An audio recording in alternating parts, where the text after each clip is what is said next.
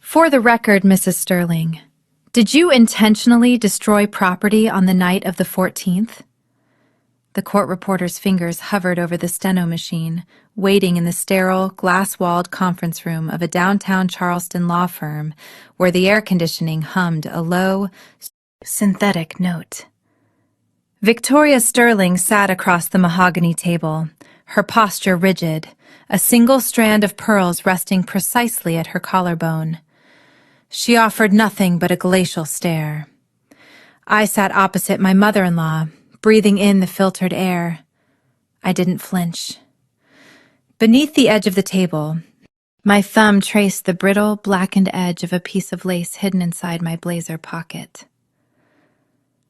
"I'll ask the question again," the deposing attorney prompted, shifting his legal pad. I kept my eyes locked on Victoria. The older woman's jaw tightened, the first crack in a facade that had taken decades to build. Before we go back to the beginning of this disaster, I want to ask you a question. How old were you when you realized family isn't always blood, and sometimes blood is poison? Tell me your age in the comments. I read every single one, and we are building a real community here at Luke Revenge Start. Also, a quick note. This story involves some fictionalized elements for educational value, but the lessons about protecting your boundaries are for you. 72 hours earlier, the atmosphere had been vastly different. The scent of night-blooming jasmine usually softened the humid South Carolina air around the Sterling estate. That evening, however, the floral notes choked beneath the sharp, chemical reek of unleaded gasoline. I had stepped onto the brick patio, seeking a moment of quiet away from the caterers. The lavish societal ceremony was scheduled for the upcoming weekend, an expensive performance for the Charleston elite to celebrate the courthouse marriage Preston and I had finalized months prior for tax purposes. Instead of quiet, I found Victoria standing beside the stone fire pit. Inside the basin lay a pool of ivory silk and chantilly lace. It was my custom wedding dress, the bodice hand-stitched with lace salvaged from my late mother, a woman who had spent her life cleaning historic homes just like the one Victoria currently occupied. Victoria held a gold Zippo lighter. The monogram VS caught the glow of the patio string lights. A heavy metallic clink echoed across the bricks as Victoria flipped the lid open. It lacked pedigree, Victoria stated. Her voice held the smooth, practiced cadence of aged bourbon, rich, warm, and highly toxic. The Sterling name requires a certain standard. We do not walk down the aisle in scraps. The spark caught. The fumes ignited with a hollow whoosh. Flames surged upward, illuminating the courtyard in a jarring, unnatural orange. The heat rushed over my skin, singeing the fine hairs on my arms. I stood perfectly still, watching the fire eat through the delicate silk, curling the lace into black, shriveled husks. I expected Preston to intervene. I expected my legal husband to sprint across the patio, to shout, to drag the fabric from the flames. Instead, the French doors opened, and Preston leaned against the doorframe. He held his phone pressed to his ear, his thumb scrolling a spreadsheet on a tablet. He had been taking urgent real estate calls all evening, brushing off questions about the floral arrangements and seating charts. He glanced at the fire pit, then at me. A short, breathy chuckle escaped his lips. "Come on, Ori," Preston said, lowering his phone just an inch. "Let her have this. It's just fabric. We'll go downtown and buy you a Vera Wang tomorrow. Don't make a scene." He lifted the phone back to his ear. "Right, the foreclosure deeds on the Broad Street property. Send them over." I looked at the man I had bound myself to. The casual dismissal in his eyes stung worse than the smoke burning my throat. Crying, I knew, was a currency the Sterlings thrived on. It validated their power. I refused to pay them. I walked slowly toward the fire pit. Victoria shifted her weight, bracing for a scream, a slap, or a plea. Her eyes gleamed with the anticipation of a breakdown. I offered none of it. I stopped at the edge of the heated stones. The train of the dress hung over the side, untouched by the main blaze but beginning to scorch. I reached down, my fingers brushing the hot stone, and snapped off a singed rosette of my mother's lace. The brittle fabric left a smear of ash on my fingertips.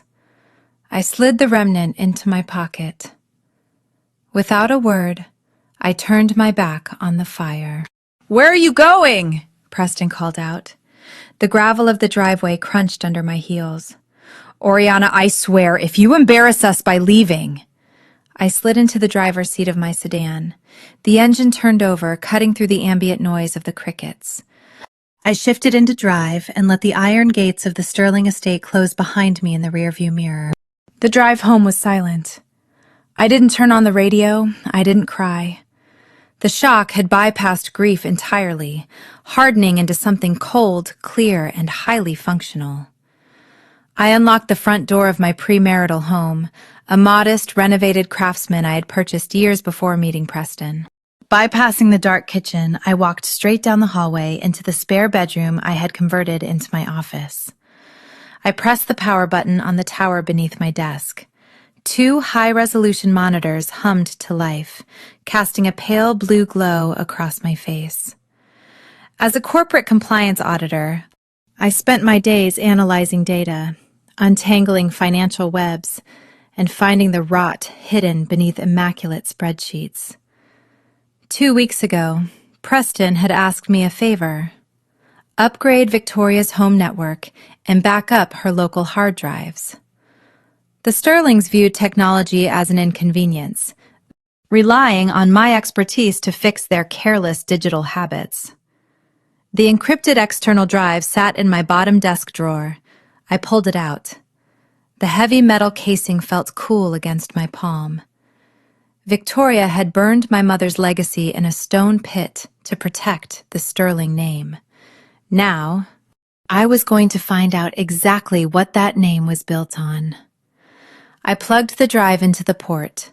A folder labeled CHT Internal populated on the screen. The old conflict of surviving my toxic in-laws was over. The new conflict was just beginning. The external drive whirred, a faint mechanical vibration against the cherry wood of my desk. The pale blue light of the dual monitors washed over my face, reflecting in my unblinking eyes. I did not feel like a woman who had just watched her wedding dress turn to ash. I felt like I was clocking in for a shift. For the past 8 years, my career as a corporate compliance auditor had been built on a singular, undeniable premise. People with power always believe they are too smart to leave a paper trail, and they are always wrong. I hunted discrepancies for multinational conglomerates, tracing phantom accounts and unraveling shell companies designed by teams of Ivy League lawyers. My job was to find the rot hidden beneath immaculate balance sheets, to follow the numbers until the lies collapsed under their own weight. Now, I was turning those exact professional skills against my own family. The boundary between my personal life and my vocation dissolved the moment Victoria flipped the lid on that gold lighter. I clicked on the master folder. Victoria Sterling treated the digital world with the same disdain she reserved for the service staff at her country club. She considered technology a nuisance, something beneath her pedigree. When Preston had asked me to back up her hard drive 2 weeks ago, I expected to find disorganized family photos and outdated contacts. Instead, I found a testament to generational arrogance. She had not bothered to encrypt a single file. Her password was the name of her purebred spaniel, followed by her birth year. It was almost insulting how easy it was to unlock the gateway to her private affairs. As the progress bar filled the screen, extracting thousands of documents, I leaned back in my ergonomic chair. The silence of the house felt thick, interrupted only by the rhythmic hum of the cooling fan inside my computer tower. I opened a subfolder titled Charleston Heritage Trust. Victoria served as the senior director of the Nonprofit Preservation Fund, a role she paraded through high society like a royal title. My eyes scanned the columns of a master ledger dating back 4 years. The numbers were neatly arranged, elegant in their formatting, but to an auditor, numbers possess a distinct rhythm, and Victoria's rhythm was off.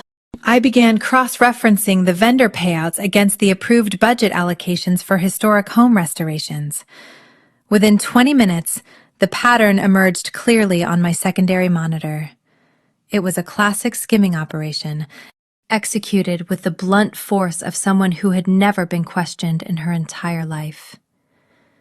Victoria was authorizing payments to 3 specific contracting firms for masonry and foundation repairs on properties owned by the trust.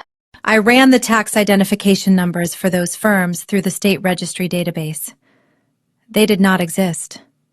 They were phantom limited liability companies, registered to a vacant post office box in a neighboring county. Victoria was funneling preservation grants directly into her personal accounts, disguising the theft as structural maintenance. The amounts were steady, keeping just below the threshold that would trigger a mandatory independent audit. She had been bleeding the nonprofit dry to fund her lavish luncheons, her designer wardrobe, and the very patio where she had just burned my mother's lace. I opened a second window, pulling up the timestamps on the fraudulent wire transfers. As I scrolled through the dates, a cold realization settled in my chest. I recognized these dates. They aligned perfectly with the timeline of our wedding planning. A specific memory surfaced, sharp and uninvited. 3 months ago, we were sitting in the tasting room of a high-end French bakery downtown, choosing the tiers for the reception cake. Preston had barely touched his fork. His phone had buzzed incessantly. He kept stepping out onto the sidewalk, pacing back and forth, waving his hands in heated conversation. When I asked him who was calling, he dismissed it as urgent real estate calls, claiming a commercial property deal was going sideways. But looking at the ledger now, the largest phantom wire transfer Victoria had initiated occurred on that exact Tuesday, precisely during the hour Preston was pacing on the sidewalk.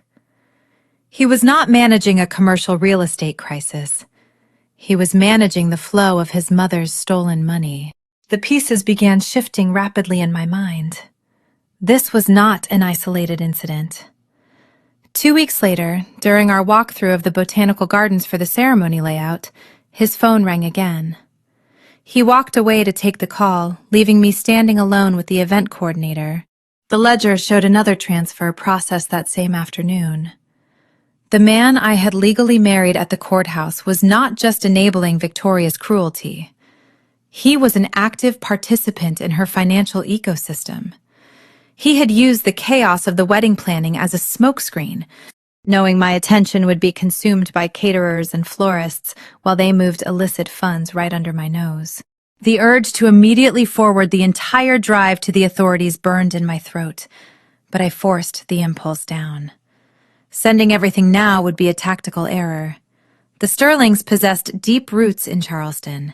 They dined with local judges, funded the campaigns of district attorneys, and golfed with police commissioners. If I launched an uncalculated strike, they would leverage their social capital to bury the evidence and paint me as a disgruntled, hysterical bride lashing out over a ruined dress. They needed to believe they held the upper hand. They needed to think I was playing a basic, predictable game. I had to manage their perception before I dismantled their reality. I opened a new blank folder on my desktop and titled it Audit Draft. I carefully copied over only a small fraction of the evidence. I selected the most recent, lowest value embezzlements, the sloppy transfers that looked like minor accounting errors rather than a coordinated criminal syndicate. I omitted the phantom companies entirely. I created a document that made it look as though I had merely stumbled upon a few questionable expense reports regarding floral arrangements for trust galas.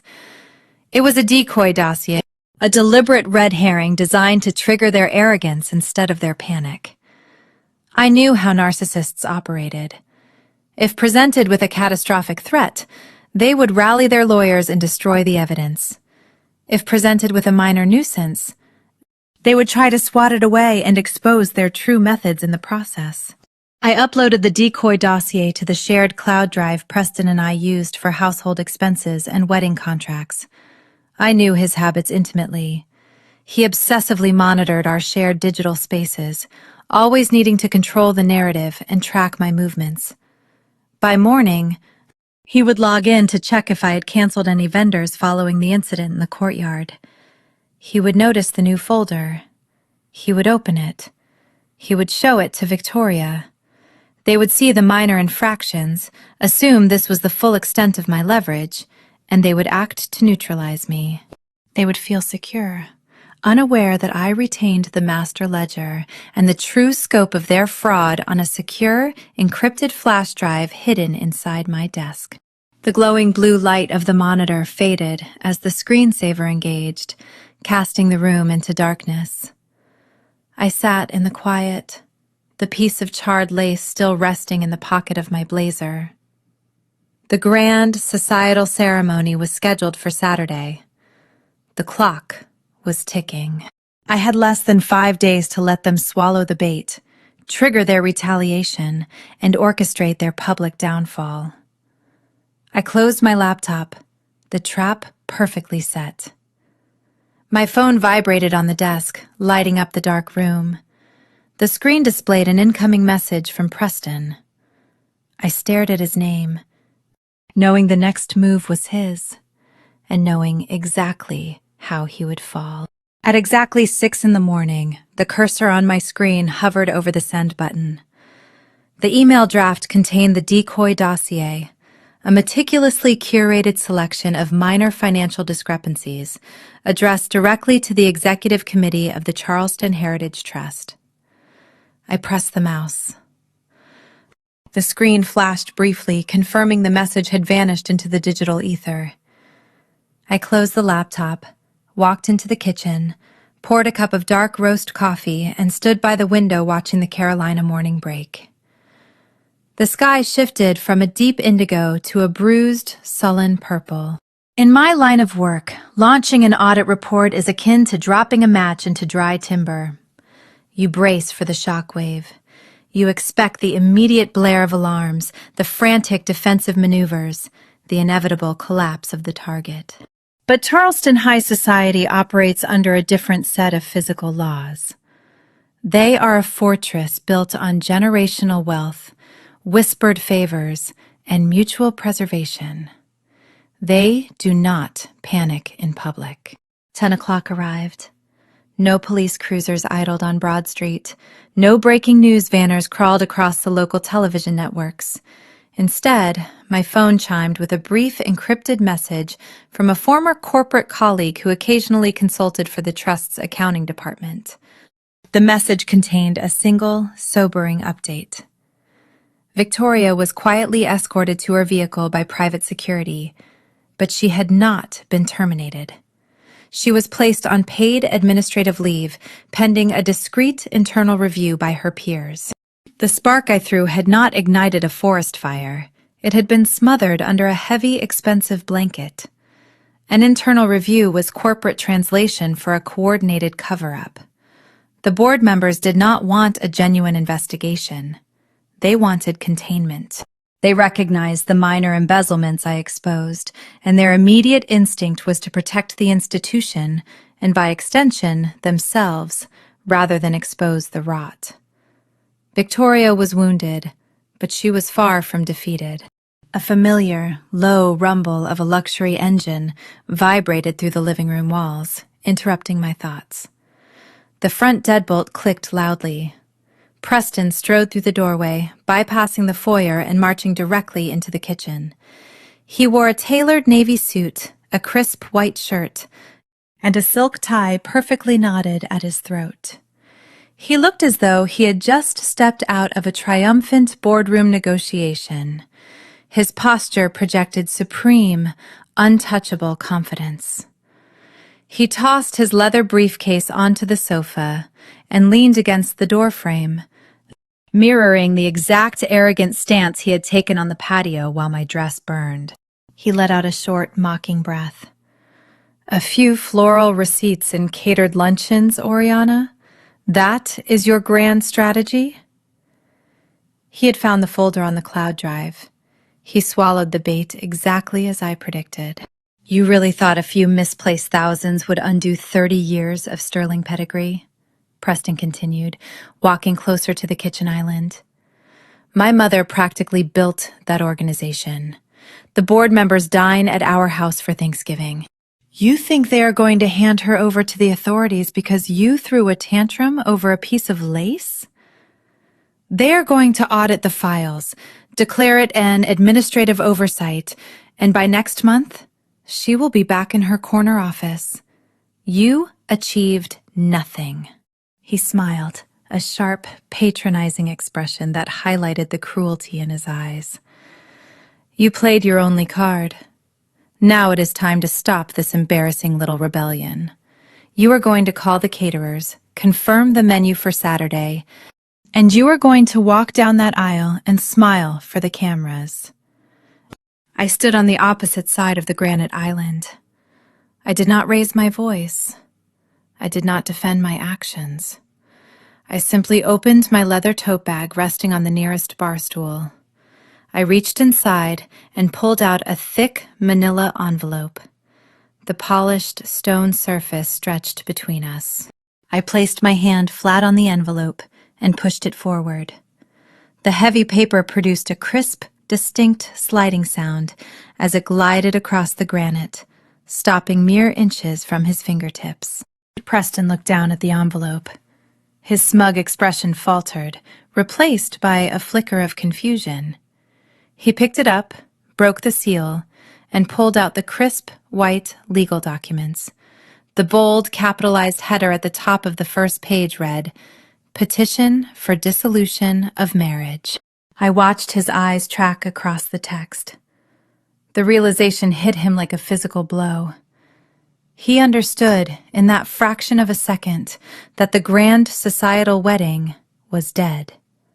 The performance was canceled. The control he thought he held over my life was a localized illusion, and I had just shattered it. "I already signed them," I said, my voice eerily steady. "My attorney filed them with the county clerk at 8 o'clock this morning. Our legal arrangement is terminated. I suggest you find a new venue for your weekend performance." The smugness vanished from Preston's face, drained away and replaced by a dark, ugly fury. His hands tightened around the documents, crinkling the expensive legal paper. The veins in his neck became visible against his white collar.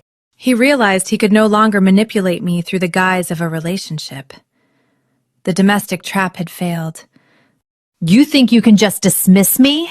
Preston snarled, his voice dropping an octave, losing all its polished charm. "You think you can attack my mother, cancel my wedding, and walk away clean? You have no idea who you are dealing with." He slammed the papers back down onto the granite. He leaned over the island, invading my space, his eyes locking onto mine with feral intensity. "You own this little house," he whispered, gesturing to the renovated walls around us. "You have a nice little career. By the time I am finished with you, you will not be able to afford the electricity to run your computers. I will bleed you dry." He turned on his heel, grabbed his briefcase, and stormed out. The front door slammed with enough force to rattle the framed photographs in the hallway. The house fell silent again, but the temperature in the room felt significantly colder.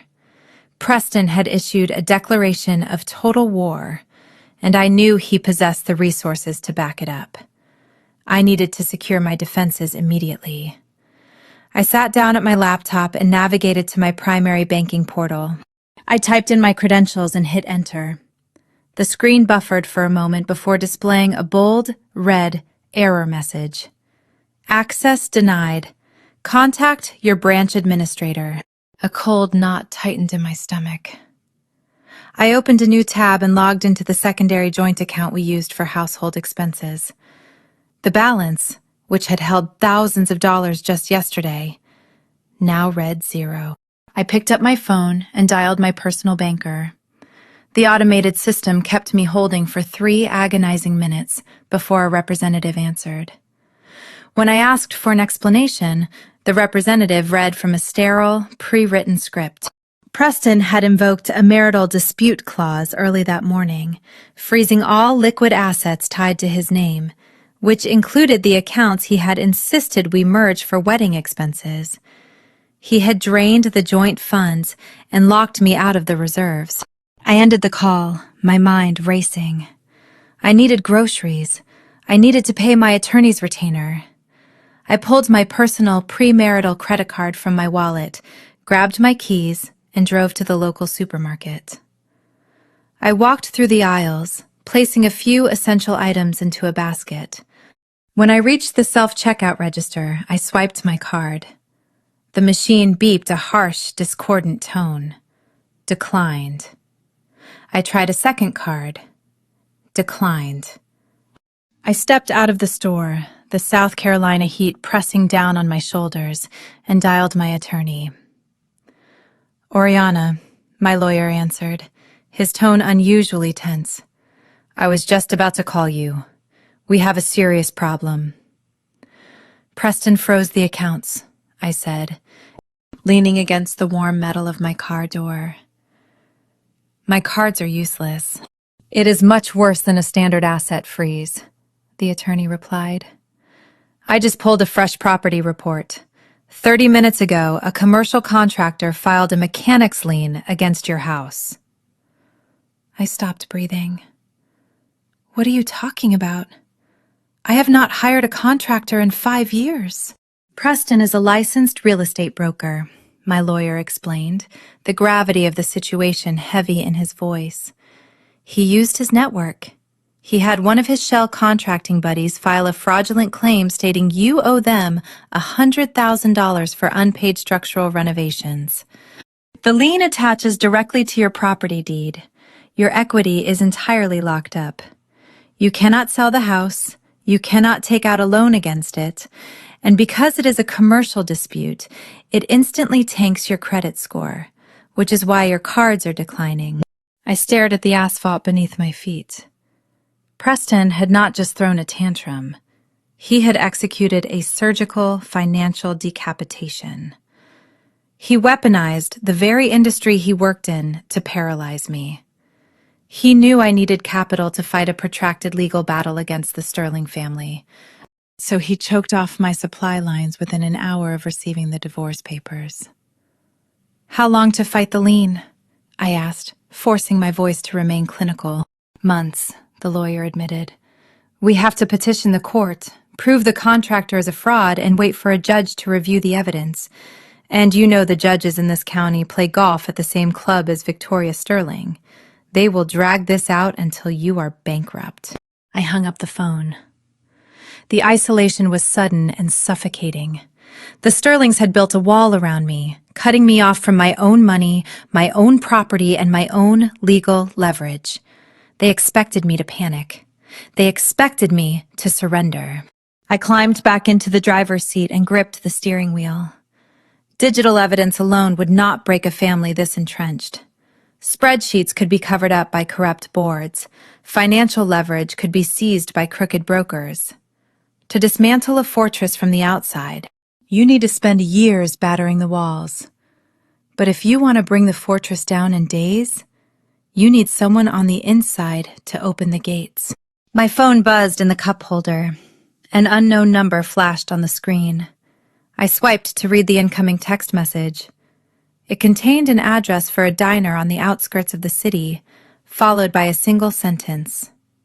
I know what you are trying to do, and I can help you finish it. The isolation Preston orchestrated was swift and absolute. Within 24 hours of the frozen accounts and the fraudulent lien, a new, more insidious attack commenced. This assault did not target my finances. it targeted my credibility. Victoria Sterling, operating from the perceived safety of her paid administrative leave, leveraged her vast network of country club acquaintances and philanthropic board members to launch a whisper campaign designed to destroy my professional standing. I received the first indication from my managing partner. He called me into a virtual meeting late Thursday afternoon, his tone carefully neutral but deeply concerning. 3 separate anonymous complaints had been filed with our firm's ethics committee within the span of an hour. The complaints alleged that I was experiencing a severe psychological crisis, claiming I had violently destroyed my own wedding gown in a manic episode and was now fabricating financial documents out of spite against my prominent future in-laws. The narrative Victoria spun was brilliant in its cruelty.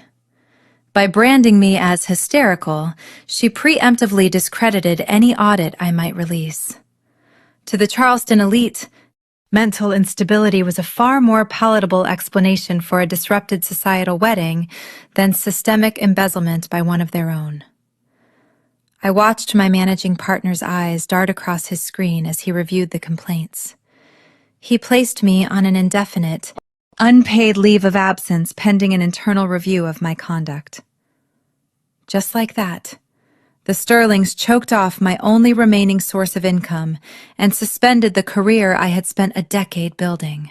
I sat in my home office, the blue light of the monitors casting long shadows across the walls.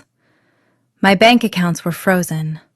My property was trapped under a fraudulent lien. My career was paused. The silence of the house pressed in, thick and suffocating. The reality of fighting entrenched. Generational wealth settled over me. Digital evidence, no matter how precise, meant nothing if the people in power refused to look at it. I needed a way to bypass their social armor, to expose a crime so massive that not even the Heritage Trust could cover it up. My phone vibrated against the desk, startling me. I reached for it, expecting another sterile email from a banking representative or a cautious message from my attorney. Instead, an unknown number flashed on the screen. I swiped open the text thread. The message contained a single address for a diner located on the industrial outskirts of North Charleston, far away from the manicured lawns of the historic district. Below the address was a short, precise sentence. I know what you are trying to do, and I can help you finish it. I hesitated. Paranoia is a natural byproduct of a smear campaign. Preston could be setting a trap, attempting to goad me into a confrontation he could record and use to further validate Victoria's claims of my instability. But staying barricaded in my house, waiting for the financial bleed to force me into bankruptcy, was not a viable strategy. I grabbed my keys, checked the rearview mirror twice to ensure I was not followed, and drove toward the industrial park.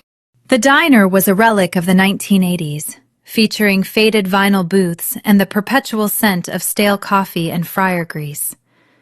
It was the kind of establishment Victoria Sterling would rather die than set foot in. I scanned the nearly empty room. Sitting in a back booth, partially obscured by a towering display of laminated dessert menus, was a woman wearing a faded denim jacket and a nervous expression. I recognized her instantly, though we had rarely spoken for more than a few minutes at family gatherings. Maya Sterling. She was married to Preston's older brother, Harrison. Maya was a Caucasian woman from a working-class Appalachian town in West Virginia, a background she had fought hard to overcome, earning a scholarship to a state university and securing a mid-level management position in a logistics firm. But to Victoria, Maya's origins were a permanent stain on the family pedigree. Victoria treated her with a specific, polished brand of cruelty, constantly making subtle remarks about Maya's diction, her choice of clothing, and her lack of inherited wealth. I slid into the booth opposite her. Maya looked exhausted, The skin beneath her eyes bruised with fatigue, but a sharp, nervous energy radiated from her posture. "I heard the rumors," Maya said, her voice low, dropping the careful, modulated tone she usually adopted around the Sterlings. "The psychotic break, the burned dress, the fabricated emails. Victoria spent the entire morning on the phone with the country club board, making sure everyone knows you lost your mind." "It is a coordinated narrative," I replied, keeping my voice steady, analyzing her body language. "Why did you ask me to meet you here, Maya? If Victoria finds out you are speaking with me, she will turn that same narrative against you." Maya picked up a sugar packet from the metal dispenser on the table. Her fingers trembled slightly as she began to tear the edges, shredding the thin paper. The adrenaline of subverting the family matriarch was visible in her every movement. "She already has," Maya said, a bitter edge creeping into her voice. "Harrison and I have been trying to buy a house for 3 years. We saved every dime. 2 months ago, Victoria offered to front the down payment from the family trust. I told Harrison it was a trap, but he insisted. The day we were supposed to sign the closing documents, she pulled the funding. She said I lacked the refinement necessary to manage a property in that neighborhood. She did it just to remind me that she controls our future." She looked up, her eyes locking onto mine, the exhaustion replaced by a fierce, focused anger. "I know what she is," Maya continued. "I know how she operates. For years, I kept my mouth shut because I thought fighting her meant losing my marriage. But watching what she is doing to you, watching Preston help her destroy your life, I realized there is no peace with these people. There is only compliance or destruction." I watched her shred the sugar packet until it was nothing but confetti on the Formica table. The alliance forming between us was lethal. We were 2 women the Sterlings had fatally underestimated. They viewed me as an expendable asset and Maya as uncultured trash. They never considered what would happen if we combined my analytical expertise with her insider access. "You said you could help me finish this," I prompted, leaning forward. "I have enough data to prove minor embezzlement from the nonprofit, but the board is covering it up.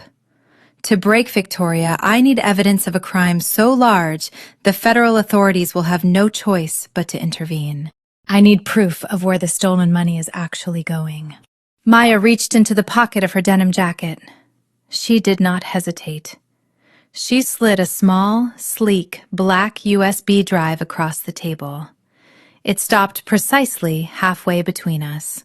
3 months ago, Victoria demanded I come over and set up her new wireless router because she refused to pay a technician. Maya explained, her voice dropping to a whisper. She left me alone in her study.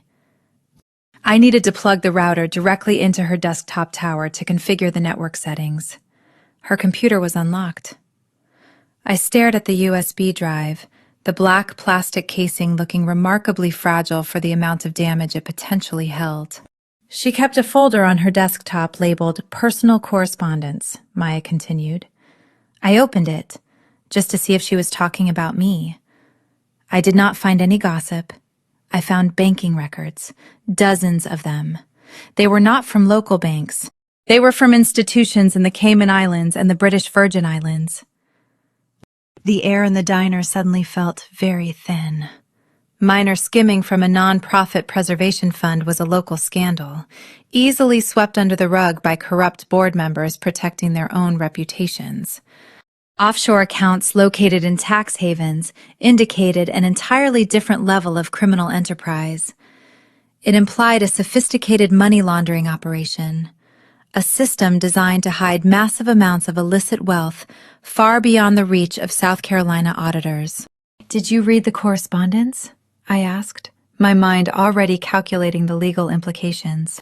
I downloaded everything I could before she walked back into the room, Maya said, pushing the drive closer to my hand. It is a labyrinth, Oriana. There are wire transfers, shell company registrations, and emails from international wealth managers. I do not understand the financial jargon, but I understand the numbers.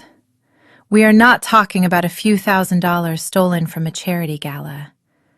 We are talking about millions. I picked up the drive. It felt heavier than it should have. The Sterling family wealth, the manicured estates, the country club memberships, the generational arrogance. It was all built on a foundation of international financial fraud. Why give this to me now? I asked, needing to understand her full motivation before committing to the partnership. Because you are the only person who knows how to read it, Maya replied, her gaze unwavering. And because I want to watch that family burn to the ground. I slipped the drive into my bag. The isolation Preston had engineered was broken. I had the raw data, and I had a witness inside the Sterling fortress. But as I walked out of the diner and back to my car, a terrifying realization began to form.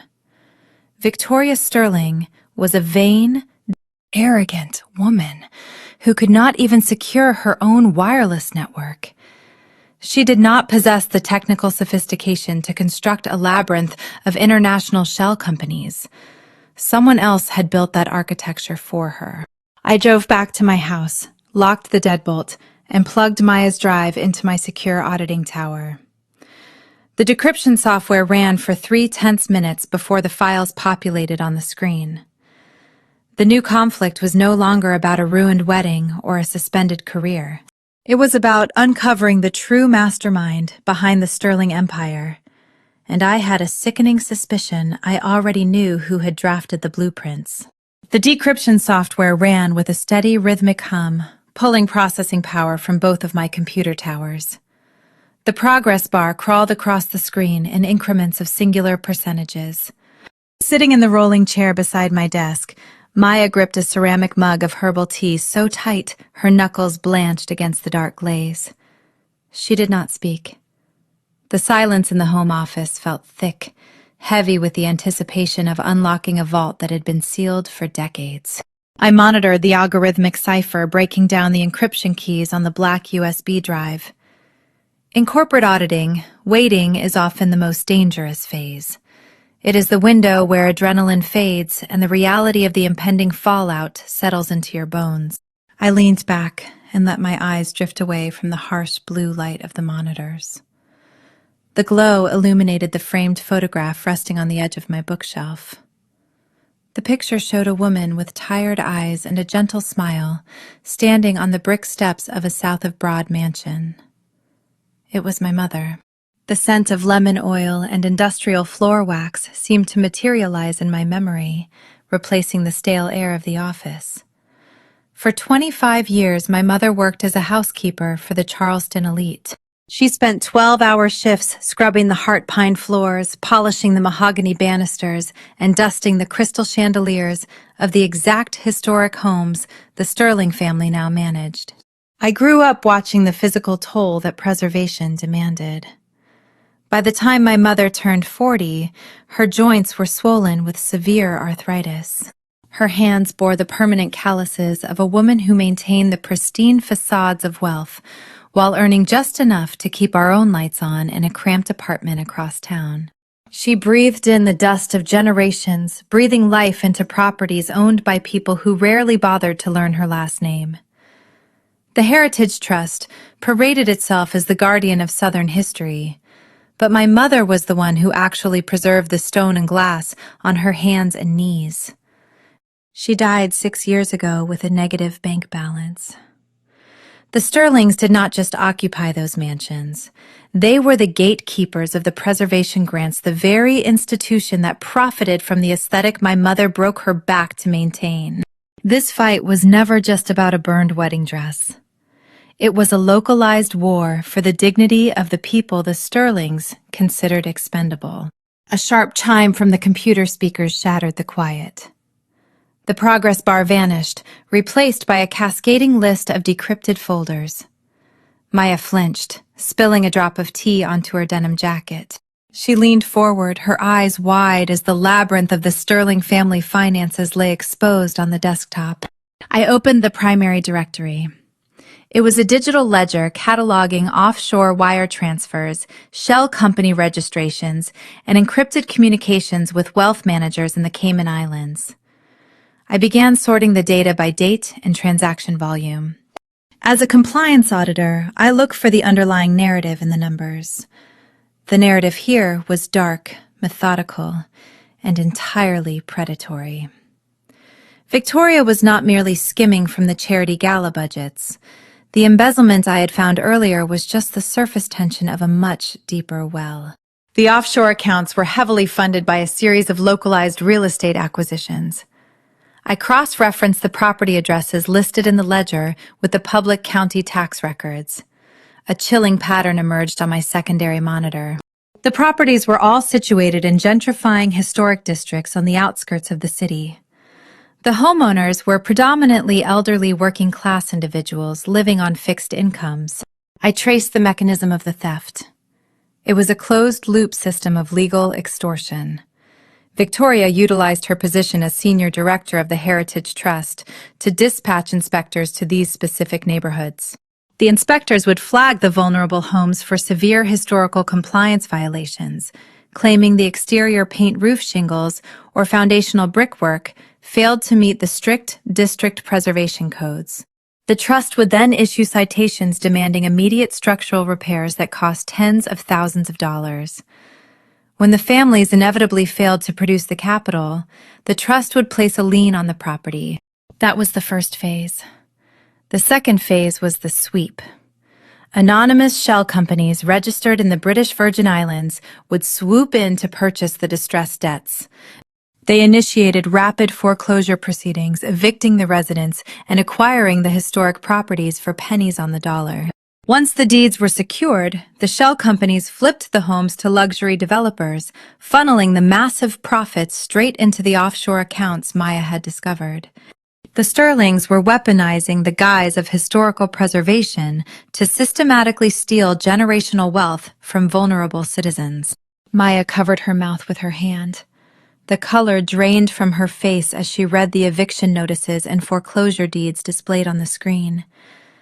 She had known her in-laws were elitist and cruel, but the clinical efficiency of the property theft defied mere arrogance. It was organized institutional racketeering. I kept my focus clinical, compartmentalizing the revulsion twisting in my stomach. I needed to isolate the shell companies. I needed to find the ultimate beneficiary, the person authorizing the foreclosures and signing the offshore wire transfers. I pulled the incorporation certificates for the 3 primary offshore entities. Victoria was listed as the primary shareholder. Her name was all over the beneficiary forms. But corporate structure is often a shield designed to protect the true architect. Victoria Sterling was a vain woman who could not configure a basic wireless router. She possessed the social cruelty required to weaponize the Heritage Trust, but she severely lacked the technical sophistication to construct a layered international money laundering operation. I bypassed the PDF summaries and dug into the raw metadata of the authorizing documents.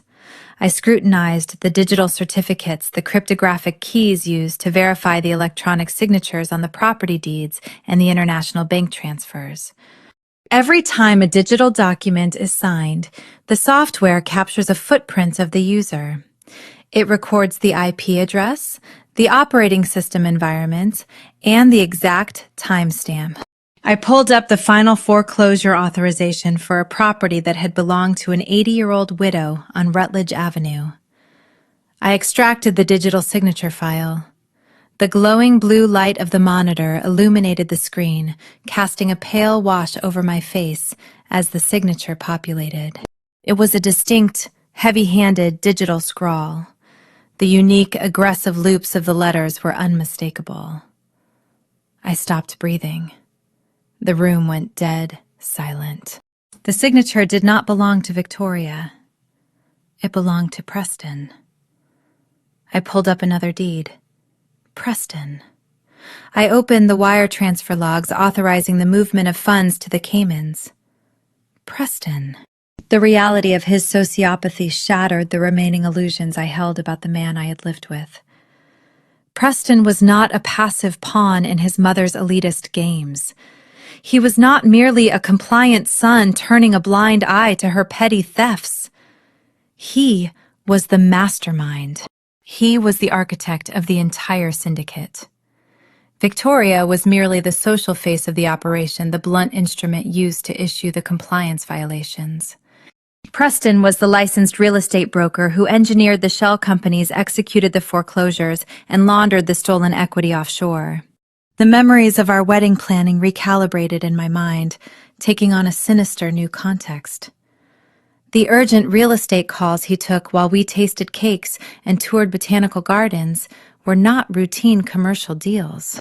He was actively evicting elderly women from their homes while debating the merits of buttercream frosting.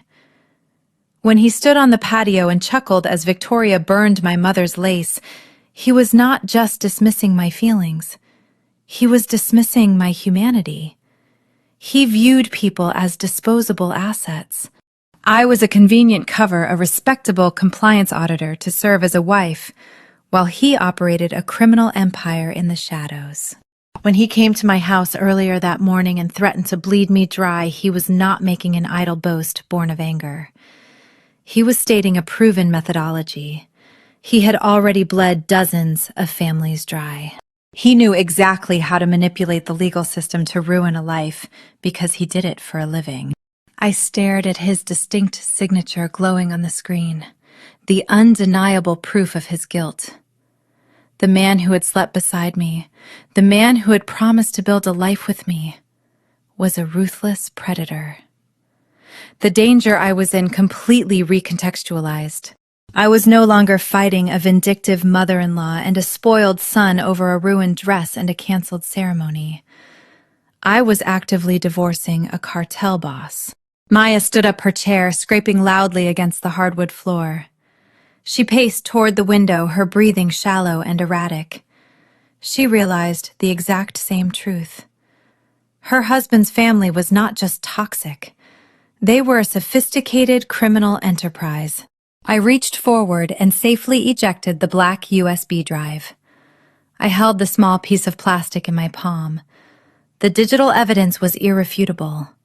I had the offshore accounts, the forged deeds, and the exact mechanism of the fraud. But possessing the map to a criminal empire is very different from having the power to dismantle it. Preston owned the local judges. He owned the regional banks. If I took this drive to the Charleston police, he would use his network to intercept the evidence and have me arrested for corporate espionage before the sun went down. I needed to step outside the local ecosystem. I needed a jurisdiction Preston could not buy. I opened the encrypted messaging application on my phone. I scrolled past the local contacts and found a dormant number belonging to a federal investigator I had collaborated with years ago during a massive corporate audit in Atlanta. I drafted a short, precise message requesting a secure line. The stakes had escalated far beyond civil litigation and frozen bank accounts. Preston was about to learn that weaponizing the law against an auditor is the most fatal mistake an architect can make. I hit send, the message vanishing into the secure network. The local battle was over. The federal war had just begun. The digital silence following my message to the federal investigator felt heavier than the ambient noise of the Charleston morning. I closed my encrypted messaging application and set the phone face down on the kitchen counter. The air conditioning kicked on, a low hum that did little to dispel the oppressive humidity seeping through the window frames. I had initiated a protocol that could not be reversed. Bringing federal scrutiny down on the Sterling family was the equivalent of calling an airstrike on my own position. I was in the blast radius, but it was the only way to ensure Preston and Victoria did not survive the fallout. While I waited for a response, the localized legal assault Preston had launched began to suffocate me in earnest. The fraudulent mechanics lien he had engineered through his shell contracting connections was just the opening salvo. By noon, The secondary effects of his financial sabotage materialized with brutal efficiency. I drove to a local coffee shop in Mount Pleasant, needing the caffeine and the temporary illusion of normalcy. The line was short. The barista, a young woman with a bright smile, rang up my order. I handed her my primary credit card, the same card I had relied on for years, without a single missed payment. She swiped it through the terminal. The machine emitted a sharp, dissonant beep. The sound was small, barely audible over the espresso grinder, but it resonated in my chest like a physical blow. The barista frowned, tapped the screen, and tried again. A second, identical beep cut through the ambient chatter of the shop. I handed her a different card, a backup I kept for emergencies. It declined. I paid with the single $20 bill I had in my wallet, the last of my physical cash, and walked back to my car. The hot leather of the driver's seat burned against my legs. I pulled out my phone and checked my banking application. A new alert flashed across the screen in stark, unforgiving text. My entire credit profile had been flagged for severe delinquency. Preston had not just frozen the joint accounts. He had utilized his deep connections within the regional banking sector to initiate a cascading credit failure. He had flagged our shared mortgage, claiming I was in default, even though I had made the payment 2 weeks prior. He had disputed a dozen legitimate charges on my personal cards, triggering automated fraud holds that locked me out of my own money. He was systematically dismantling my financial identity, isolating me from the resources I needed to fight a protracted legal battle. The isolation was designed to induce panic. Preston expected me to call him, to beg for access to the funds, to surrender to his control. He wanted me to experience the exact same vulnerability he forced upon the elderly homeowners he evicted from their historic properties. My phone vibrated, displaying a call from my attorney. I answered, bracing for more bad news. My lawyer's voice was strained, stripped of its usual professional detachment. He had just received the official response to our divorce petition, and the contents were staggering. Preston had filed a counterpetition, but he was not simply contesting the dissolution of the marriage. He was demanding emergency spousal support. I stared through the windshield at the asphalt of the parking lot, my mind struggling to process the audacity of the claim. Preston Sterling, the architect of a multi-million-dollar international money laundering syndicate, the heir to generational wealth, was legally positioning himself as the financially dependent spouse. My attorney explained the mechanics of the ambush. Preston had officially resigned from his position at the commercial real estate brokerage earlier that morning. He submitted documentation to the court, claiming my malicious, unfounded allegations regarding his mother's nonprofit work had caused him severe emotional distress, rendering him incapable of maintaining employment.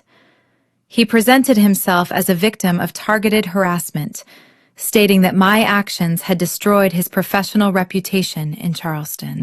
Because I remained technically employed by my compliance auditing firm, even though I was on an unpaid leave of absence orchestrated by Victoria's smear campaign, the court viewed me as the primary earner.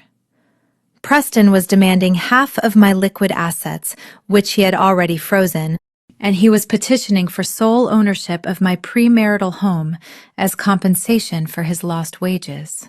The sheer sociopathy of the maneuver was breathtaking.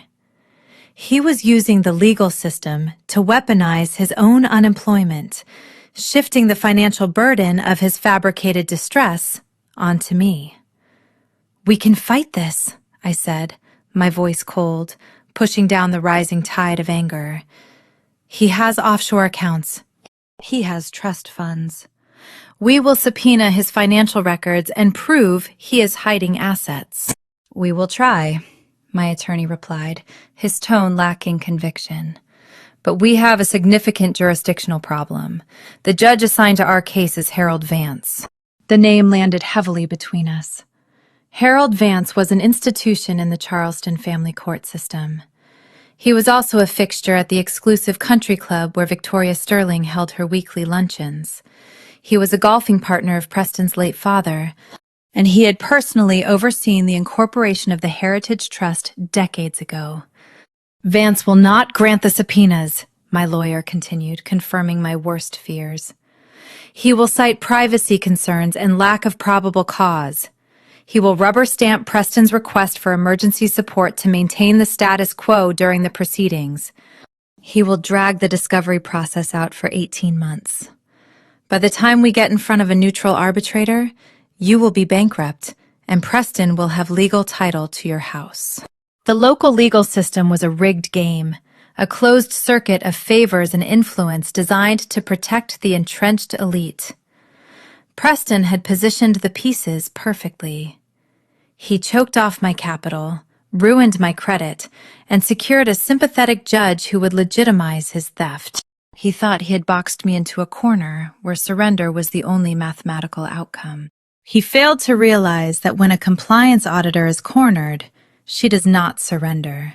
She expands the scope of the investigation. I ended the call with my attorney and started the engine. I drove back to my house, the fraudulent mechanic's lien hanging over the property like a dark cloud. I walked into my office and checked the encrypted messaging application. A response awaited me from the federal investigator. The investigator, a sharp, relentless woman named Agent Miller, had collaborated with me on a sprawling corporate embezzlement case 3 years prior. She understood my methodology, and she knew I did not waste time with frivolous allegations. Her message was brief. She requested the preliminary data. I did not hesitate. I attached the encrypted files containing the offshore wire transfer logs, the shell company registration certificates from the British Virgin Islands, and the digital signature metadata proving Preston had authorized the fraudulent foreclosures. I hit send. The data packet transmitted, leaving the localized corruption of Charleston and entering the jurisdiction of the federal government. The local stalemate was broken. Preston believed he was playing a high-stakes game of family court chess. He was about to discover he had brought a pawn to a federal racketeering investigation. An hour later, my phone rang. It was an out-of-state number. "Oriana," Agent Miller said, her voice crisp, devoid of any southern pleasantries. "I am reviewing the packet you sent. The digital signatures linking the broker to the offshore accounts are compelling. But in white-collar investigation, digital metadata is often challenged in court by expensive defense attorneys claiming the network was compromised or the device was stolen. Preston is meticulous," I countered. "He authorized those transfers from his personal IP address." "That is a strong start," Miller acknowledged. "However, to secure an immediate RICO warrant and freeze the international assets before they can be moved, we need something tangible. We need the physical architecture of the fraud." "What exactly do you need?" I asked, the tension in my jaw tightening. "Criminals who operate at this level always maintain a master ledger," Miller explained. "A physical handwritten book tracking the account numbers, the routing codes, and the precise flow of the laundered funds. They keep it analog to prevent a digital breach. Find that ledger, Oriana. If you can put that physical book in my hands, I can bring the entire federal apparatus down on the Sterling family by the end of the week." I ended the call, staring at the blank wall of my office. The objective was clear.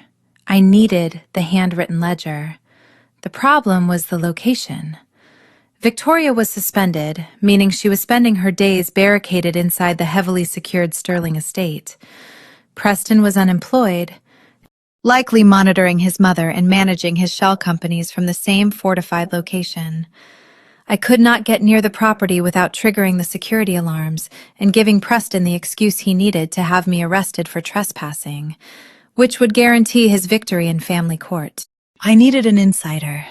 I needed someone who could walk past the security cameras, access the private areas of the estate, and secure the ledger without raising suspicion. I picked up my phone and dialed Maya. The Appalachian ally was about to be deployed into the lion's den.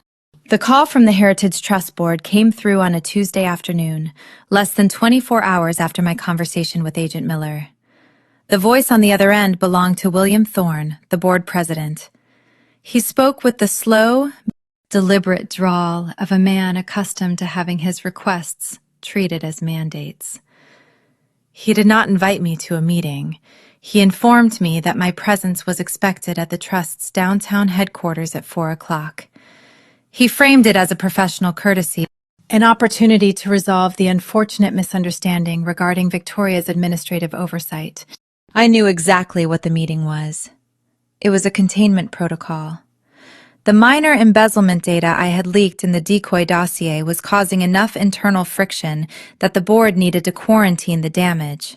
They wanted to silence the whistleblower before the rumors breached the country club walls and reached the ears of the local press. I arrived at the Heritage Trust building 10 minutes early. The architecture was imposing, a pristine example of antebellum design, featuring towering white columns and a wraparound piazza. It was a monument to the very history the Sterlings were weaponizing to steal generational wealth. As I walked up the marble steps, I adjusted the collar of my silk blouse. Hidden beneath the fabric, taped securely to my sternum, was a microtransmitter. Agent Miller was monitoring the frequency from a federal field office in Atlanta, recording every syllable that was about to be spoken. A silent, uniformed security guard escorted me to the executive boardroom on the top floor. The room smelled of old leather and expensive scotch. The long mahogany table dominated the space, reflecting the afternoon light filtering through the plantation shutters. William Thorne sat at the head of the table. He was a silver-haired patrician who owned the largest maritime shipping company in the state. To his right sat Victoria Sterling. Seeing her again, just a week after she had burned my mother's lace in her courtyard, sent a cold spike of adrenaline through my veins. She did not look like a woman under administrative suspension. She wore a tailored Chanel suit, her posture immaculate, her expression radiating supreme arrogance. She looked at me not as a former daughter-in-law, but as a minor pest that was about to be eradicated. "Take a seat, Oriana," Thorne directed, gesturing to the empty leather chair opposite Victoria. I sat down, placing my hands flat on the polished wood. I did not speak. In a negotiation, silence forces the opponent to fill the void, often revealing their strategy in the process. Thorne poured a finger of scotch from a crystal decanter into a lowball glass. He did not offer me a drink. "We are businessmen, Oriana," Thorne began, swirling the amber liquid. "We appreciate efficiency, and we disdain public spectacle. The documentation you sent regarding Victoria's expense accounts has caused a certain degree of friction. However, after reviewing the matter internally, we recognize it for what it is. A minor accounting irregularity, exacerbated by the emotional distress of your failed relationship with Preston." Victoria offered a thin, patronizing smile. "We understand you were hurting, dear. Preston can be difficult. But attempting to destroy an institution because of a broken engagement is incredibly immature." The gaslighting was masterful. They were actively framing my audit of their embezzlement as a hysterical reaction to a domestic dispute. They assumed my scope of knowledge was limited to the decoy dossier. They had no idea I had already decrypted the offshore shell companies and traced Preston's digital signatures to the fraudulent foreclosures. "I am not interested in discussing my relationship," I replied, my voice steady, ensuring the hidden microphone captured the audio clearly. "The documentation I provided details systematic theft from the Preservation Fund." "Theft is an ugly word," Thorne countered, taking a slow sip of his scotch. "Let us call it a reallocation of resources. The trust requires significant capital to operate. Sometimes, funds must be diverted from public grants to cover private administrative costs. It is a complex ecosystem. You are an auditor, Oriana. You see numbers. You do not see the nuance of how power operates in this city. He was confessing. He was sitting in a boardroom, drinking expensive liquor and admitting to financial crimes on a live federal wire because he believed his social standing rendered him immune to consequence. Thorne reached inside his tailored suit jacket and withdrew a slender, rectangular piece of paper. He placed it face down on the mahogany table. You are currently facing a difficult financial transition, Thorne continued, his tone shifting from patronizing to transactional. Preston informed me of the unfortunate situation regarding your bank accounts and the sudden lien on your property. Legal battles are expensive. They can drag on for years, depleting your resources and ruining your career. He slid the paper across the polished wood. The soft, rasping sound of the paper against the mahogany seemed unnaturally loud in the quiet room. The paper stopped directly in front of me. I looked down. It was a cashier's check, drawn from a private wealth management account. The amount was printed in bold, embossed ink. $500,000. The sheer volume of the bribe momentarily stunned me. $500,000 was life-changing capital. It was enough to pay off my mortgage, hire the most aggressive defense attorney in the state to crush Preston in family court, and float my living expenses for a decade. It was the ultimate temptation of safety. They were offering me a golden parachute to abandon the fight. The funds are yours, Thorne stated, watching my eyes track the zeros on the check. Free and clear. In exchange, you will sign a comprehensive non-disclosure agreement regarding your time associated with the Sterling family and the Heritage Trust. You will issue a written retraction to the board, stating the financial data you provided was misinterpreted due to personal stress.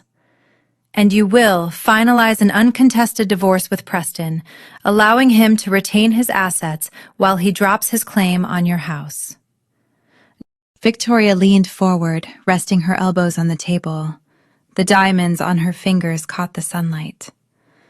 Take it, little girl, Victoria sneered, her voice dripping with contempt.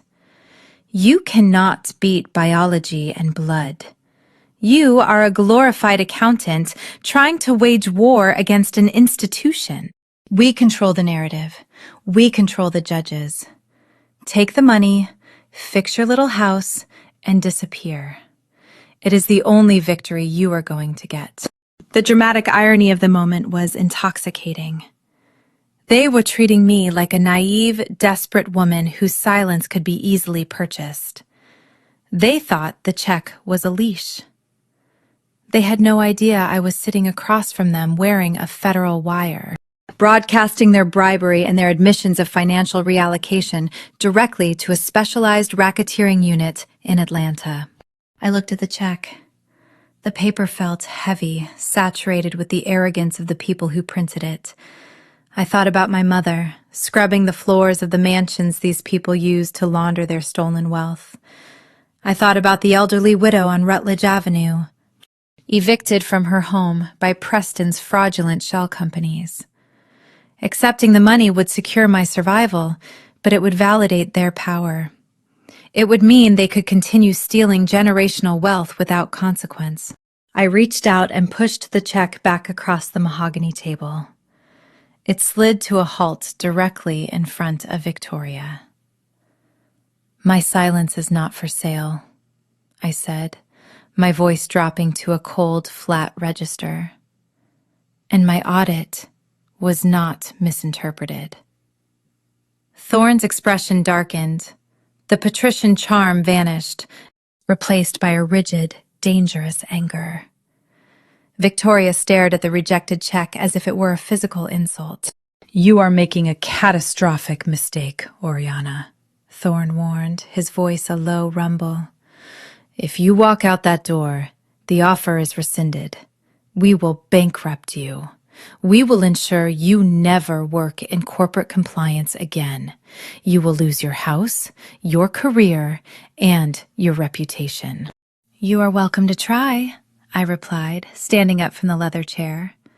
I did not break eye contact with Victoria.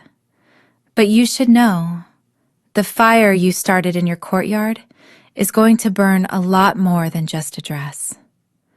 I turned and walked out of the executive boardroom. I did not look back. The silence I left behind was absolute. I stepped out of the air-conditioned building into the suffocating heat of the Charleston afternoon. I walked 3 blocks to a municipal parking garage before I pulled out my phone and dialed Agent Miller's secure line. "Tell me you caught all of that," I said, my heart hammering against my ribs, the adrenaline finally catching up to me. "Loud and clear," Miller responded, the sound of keyboard clacking echoing in the background. "Thorne's admission of diverting public grants for private costs is textbook embezzlement. Offering $500,000 to suppress an audit constitutes witness tampering and bribery.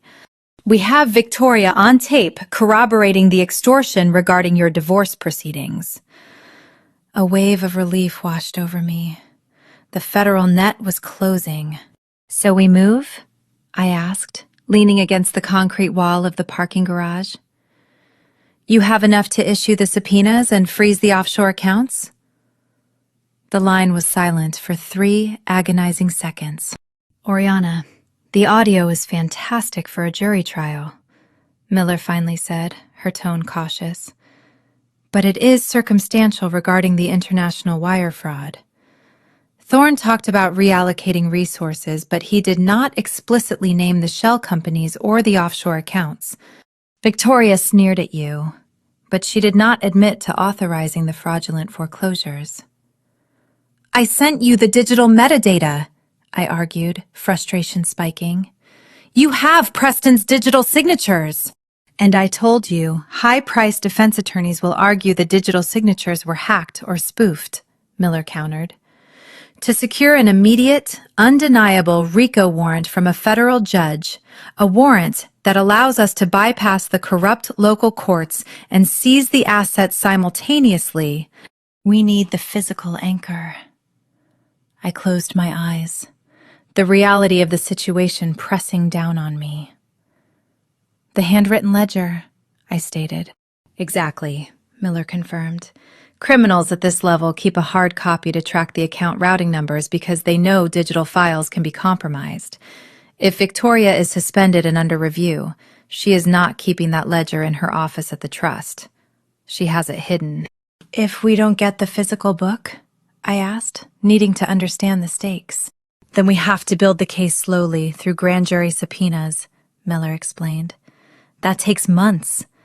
In that time, Thorne and Preston will realize they are under federal scrutiny.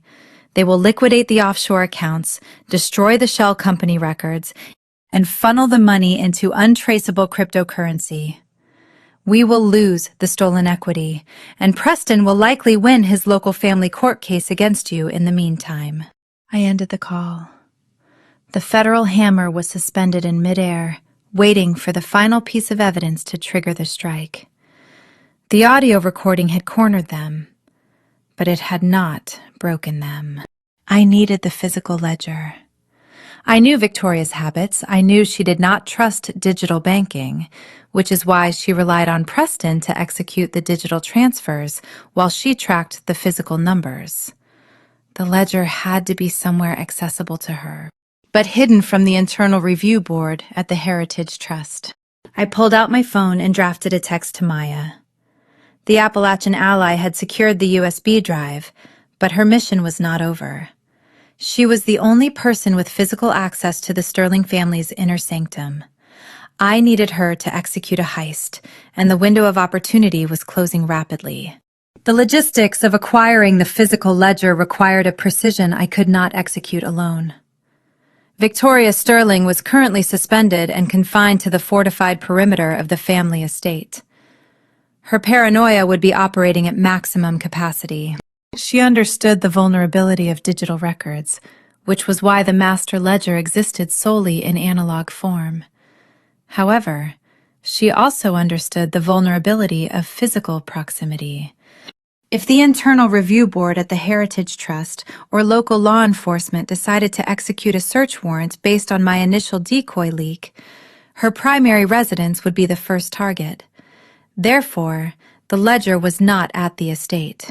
It had to be stashed in a location the Sterlings controlled, but did not officially occupy, a place completely disconnected from Victoria's name. The answer materialized when I reviewed Preston's recent real estate acquisitions. He managed a portfolio of historic properties seized through the fraudulent foreclosure scheme. One specific property, a dilapidated Victorian mansion on Trad Street, had remained suspiciously dormant. Preston had evicted the previous owner 6 months ago, but unlike the other stolen homes, he had not initiated any structural renovations or listed it for luxury redevelopment. The property was a ghost ship, sitting empty in the middle of the historic district. It was the perfect, untraceable vault. I drafted a secure message to Maya, outlining my deduction and the critical need to access the Trad Street property. I warned her of the severity of the situation. This was no longer about downloading files from an unlocked computer. This was a physical infiltration. If Preston caught her, the consequences would escalate far beyond a tense family dinner. Maya's response arrived 3 minutes later, consisting of a single, resolute sentence. I am having dinner at the estate on Sunday. Sunday dinners at the Sterling estate were mandatory, orchestrated performances. Victoria demanded the presence of her sons and their wives, utilizing the gathering to assert her dominance and enforce family loyalty. For Maya, these dinners were psychological endurance tests, enduring hours of subtle insults regarding her Appalachian background and her lack of refinement. But this Sunday, the dynamic was fundamentally altered. Maya was not attending as a subjugated daughter-in-law. She was attending as an operative. I paced the length of my home office, the blue glow of the monitors providing the only illumination. The digital clock on the screen read 7:30.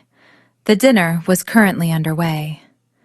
I visualized the layout of the Sterling estate, the grand foyer with its sweeping staircase, the formal dining room, and the heavy oak coat closet near the entrance. Preston was a creature of habit. He always left his tailored jacket and his master key ring in that closet upon arrival, trusting the absolute security of his mother's home. Maya's objective was terrifyingly simple, yet fraught with risk. She needed to extract Preston's keys, identify the specific brass key belonging to the Trad Street property, remove it from the ring, and replace the bundle before Preston noticed it was missing. At 8:15, my phone vibrated. A text from Maya illuminated the screen. Headache protocol initiated. The headache protocol was a strategy we had devised to facilitate her early departure. Maya was prone to severe migraines, a condition Victoria openly mocked as a sign of physical frailty. Maya would leverage this fabricated weakness to excuse herself from the dining table. I waited, the silence in my house amplifying the sound of my own pulse. I knew the timeline. Maya would excuse herself, walk slowly toward the foyer, wait for the dining room doors to close, and then move quickly to the coat closet. I imagined her hands, trembling slightly from the adrenaline, reaching into the pocket of Preston's expensive wool coat. I could almost hear the faint, metallic jingle of the heavy brass keys shifting against the fabric. The sound would seem deafening in the quiet hallway. At 8:40, a second text arrived. Secure, en route. I exhaled a breath I had been holding for 10 minutes. The extraction was successful. Maya had the key. But the most dangerous phase of the operation was just beginning. I opened the satellite mapping application on my computer and typed in the address of the Trad Street property. The aerial view displayed a sprawling, neglected Victorian structure surrounded by overgrown live oaks and a wrought iron fence. The property was positioned on a quiet, poorly lit corner, minimizing the risk of casual observation, but increasing the isolation if something went wrong. Maya was driving across the city in the dark, carrying a stolen key, heading toward an abandoned house owned by a criminal syndicate. She was a logistics manager from West Virginia, not a trained investigator. The courage required to execute this maneuver was staggering. She was risking her marriage, her safety, and her freedom, driven by a deep, righteous anger against the family that had treated her like a disposable asset. I monitored her progress through a temporary location sharing link we had established. The blue dot representing her vehicle crept along the digital map, navigating the narrow, historic streets. The dot stopped at the intersection adjacent to the Victorian mansion. I called her on the secure line. She answered on the first ring. "I am parked 2 blocks away," Maya whispered, her voice tight, the ambient noise of the car engine idling in the background. "The street is empty. No streetlights near the front gate. The property looks completely dark. Do not use the front gate," I instructed, my eyes scanning the satellite imagery. Preston might have installed localized motion sensors near the main entrance. Walk down the alleyway running parallel to the eastern property line.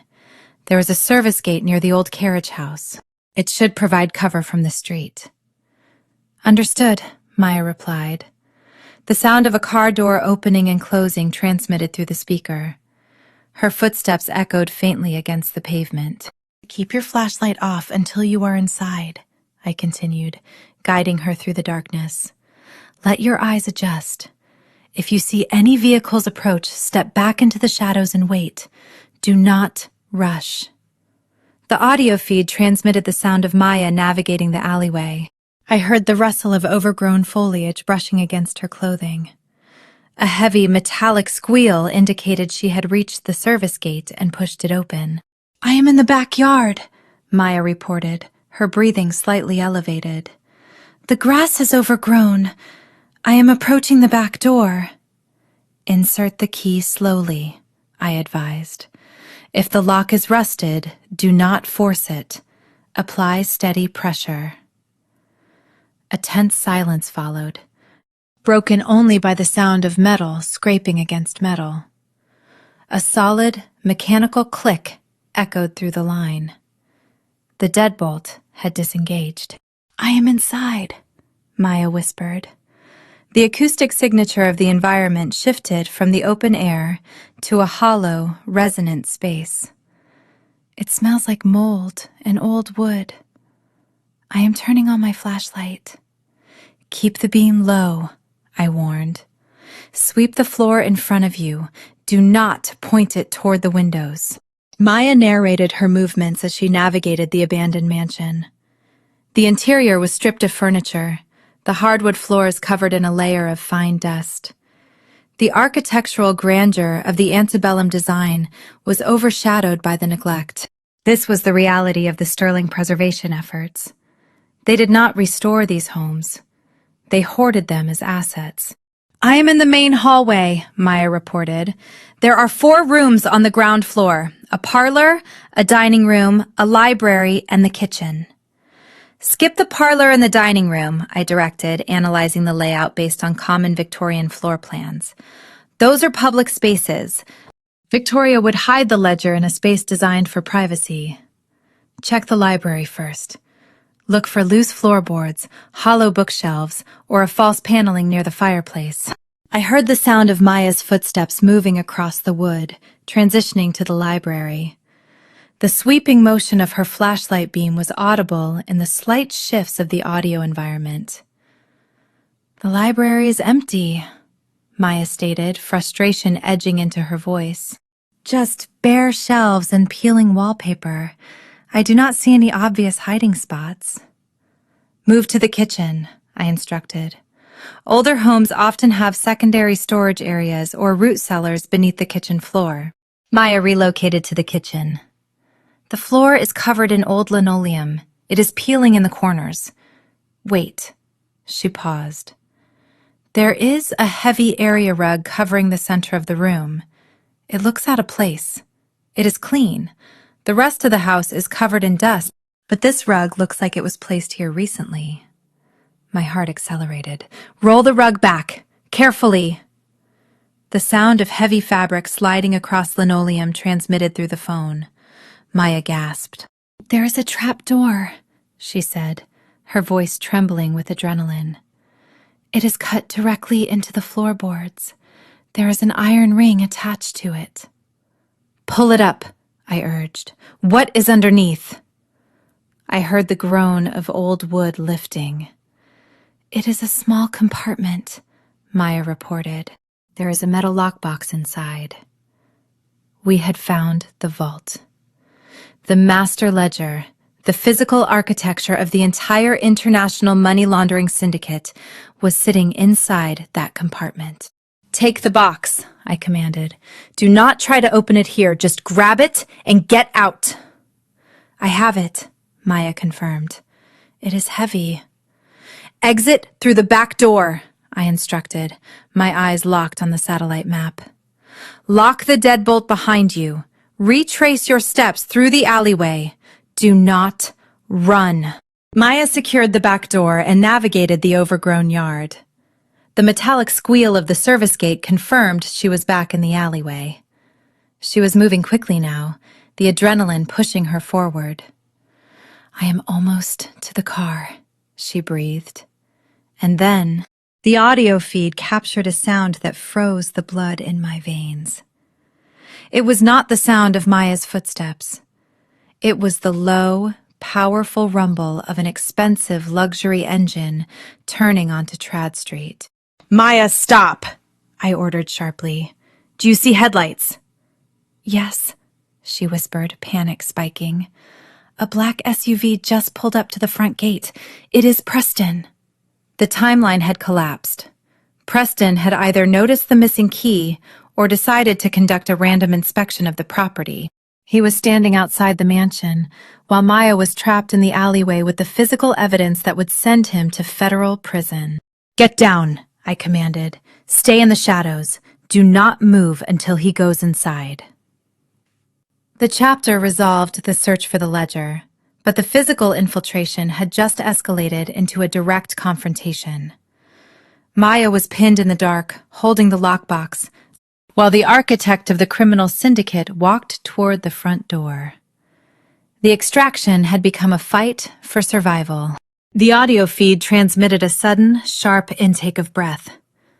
Maya was frozen.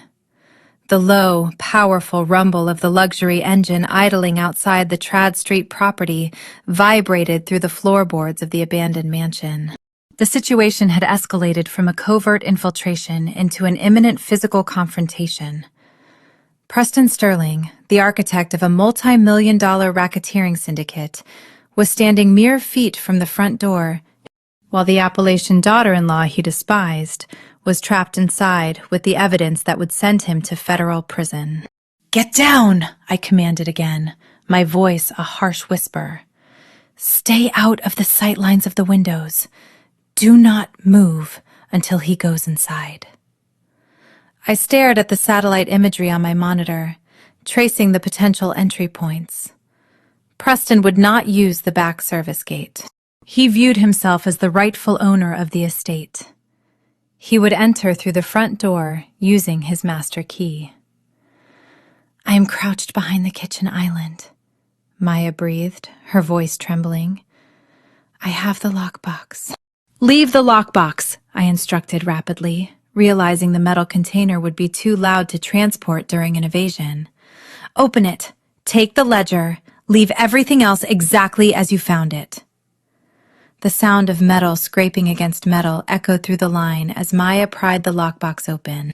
I have the book, Maya confirmed. It is bound in leather. It looks old. Did you replace the floorboard? I asked, my mind racing through the variables. Yes, she whispered. But there is something else. What is it? Sitting on top of the lockbox, Maya said, her voice dropping to a terrified murmur. It is a lighter, a heavy gold Zippo. The monogram reads V.S. The revelation struck me with the force of a physical blow. The gold Zippo. The exact weapon Victoria had used to burn my mother's lace in the courtyard. The lighter was not just a tool for cruelty. It was a symbol of her authority, a physical link connecting her domestic abuse to her financial crimes. She had placed it inside the hidden compartment as a marker, a testament to her control over the stolen equity. "Leave the lighter," I ordered, my voice tight. "Do not touch it. Put the rug back." The front door of the mansion groaned open. The sound was distinct, echoing down the long, empty hallway. Heavy, deliberate footsteps crossed the threshold. Preston was inside. "He is in the foyer," Maya whispered, panic bleeding into her voice. "Stay low," I commanded. "He will likely check the library or the parlor first.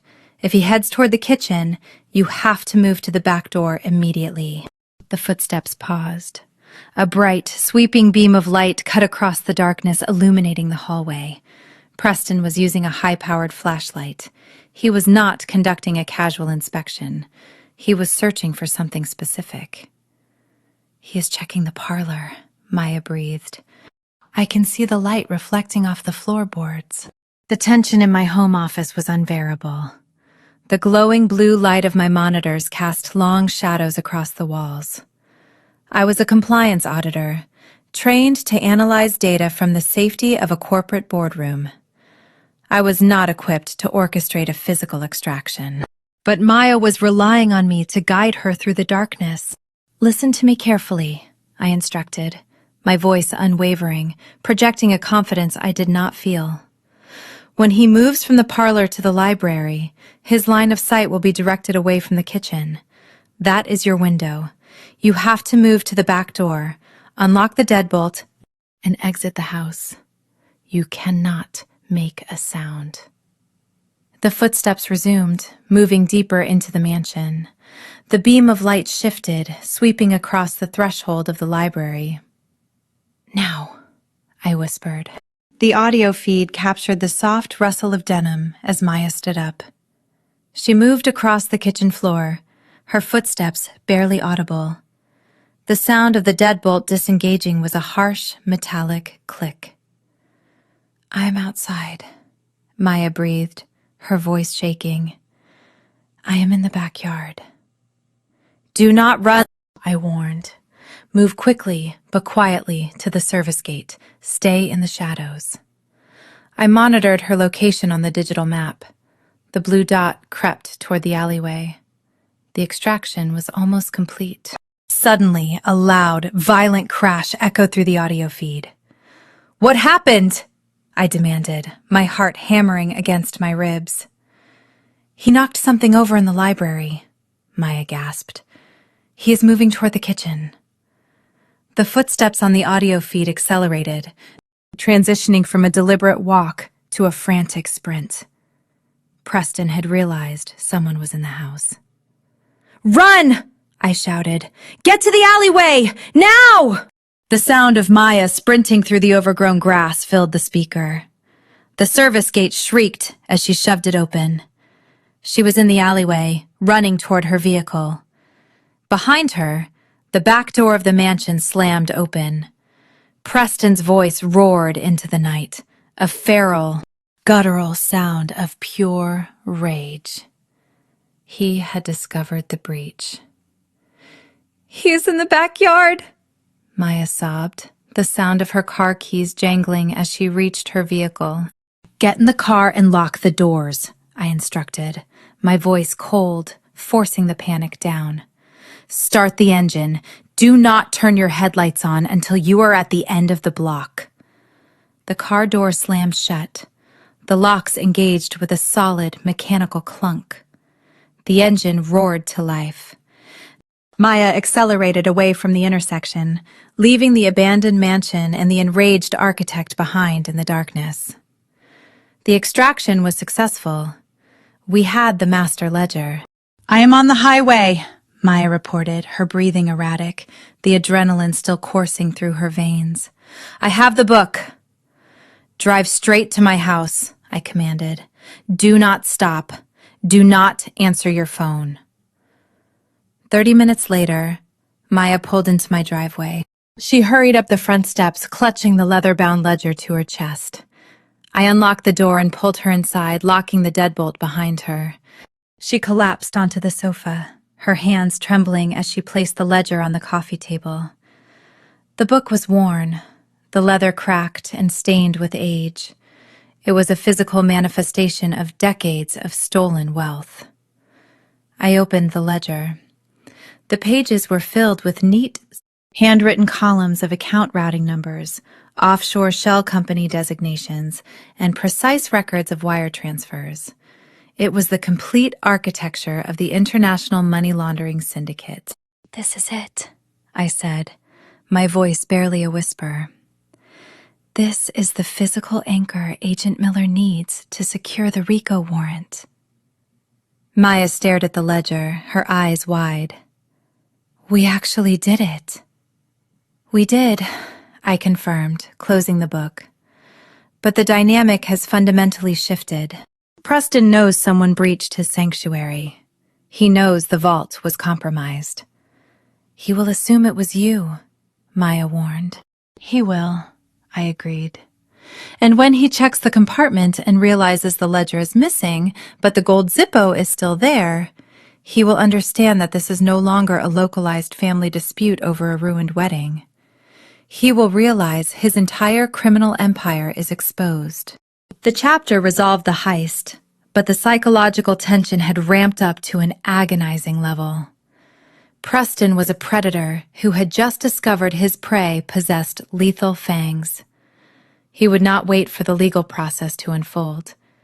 He would strike back with overwhelming force, utilizing every resource at his disposal to neutralize the threat. The next morning, the fallout began.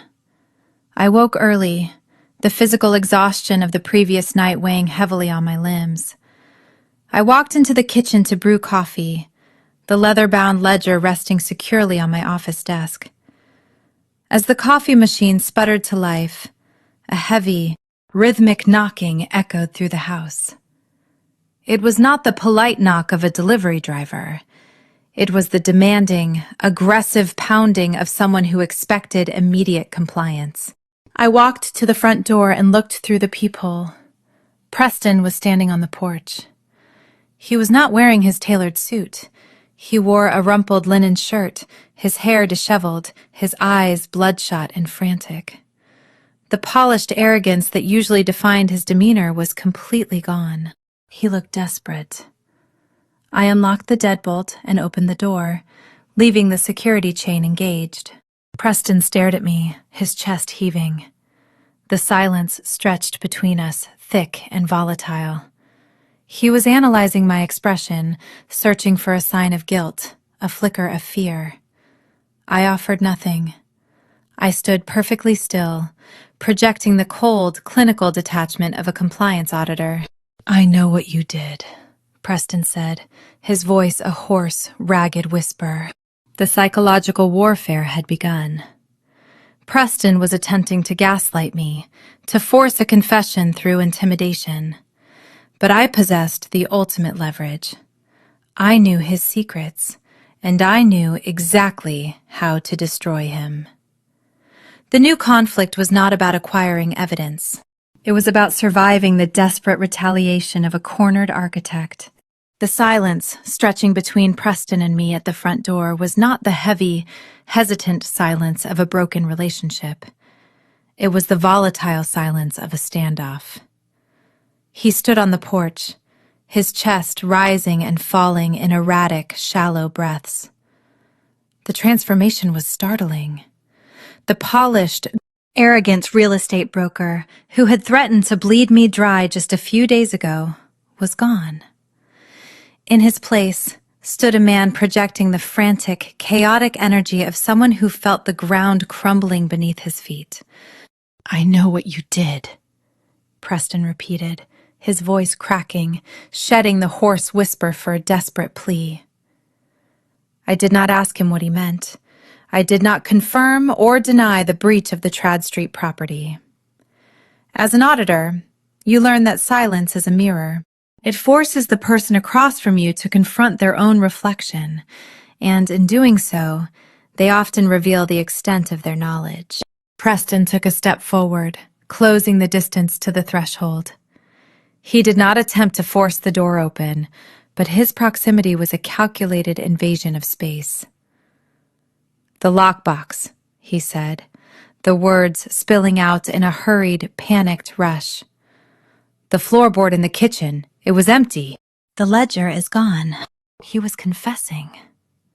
He was standing on my porch admitting to the existence of a hidden compartment and a master ledger, confirming the architecture of the international money laundering syndicate. He assumed my silence was a tactic of negotiation. He did not realize I was already wearing a wire, metaphorically, having established a secure line of communication with the federal authorities. "Oriana, please," Preston continued, his tone shifting rapidly from accusation to supplication. "You have to listen to me. I did not want this, any of this. She forced me." The psychological warfare shifted into its final phase. He was deploying the ultimate weapon in an abuser's arsenal, the illusion of vulnerability. He was attempting to rewrite the narrative, casting himself not as the mastermind, but as a victim of his mother's overbearing control. He dropped to his knees on the concrete porch. The motion was sudden and theatrical. He grasped the edge of the doorframe, looking up at me with eyes wide and seemingly filled with terror. It was a performance designed to trigger the empathy I had once held for him, the empathy that had convinced me to overlook his flaws and agree to the courthouse marriage. "My mother is a monster," Preston sobbed, his voice breaking perfectly on the final syllable. "You know how she is. She controls everything. The trust fund, the inheritance, the family name. She told me if I did not help her manage the properties, she would cut me off entirely. I was terrified of her, Oriana. I was trapped." He was relying on the established dynamic of the Sterling family. Victoria was universally recognized as a domineering, elitist matriarch. It was a plausible lie, one that aligned with the public perception of their relationship. He expected me to believe that a grown man, a licensed commercial broker, was coerced into running a multi-million-dollar international fraud syndicate because he was afraid of losing his allowance. A single, perfectly manufactured tear rolled down his cheek, catching the morning light. It was a masterclass in manipulation. He was weaponizing his tears, using the aesthetics of grief to mask the sociopathy beneath.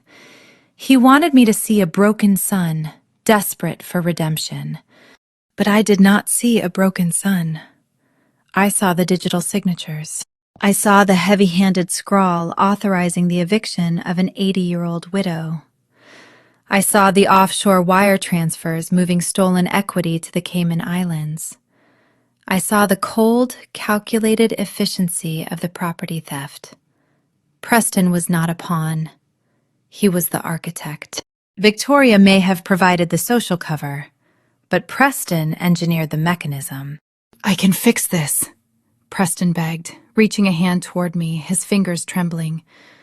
"I will turn state's evidence against her. I will testify that she forced me to sign those documents.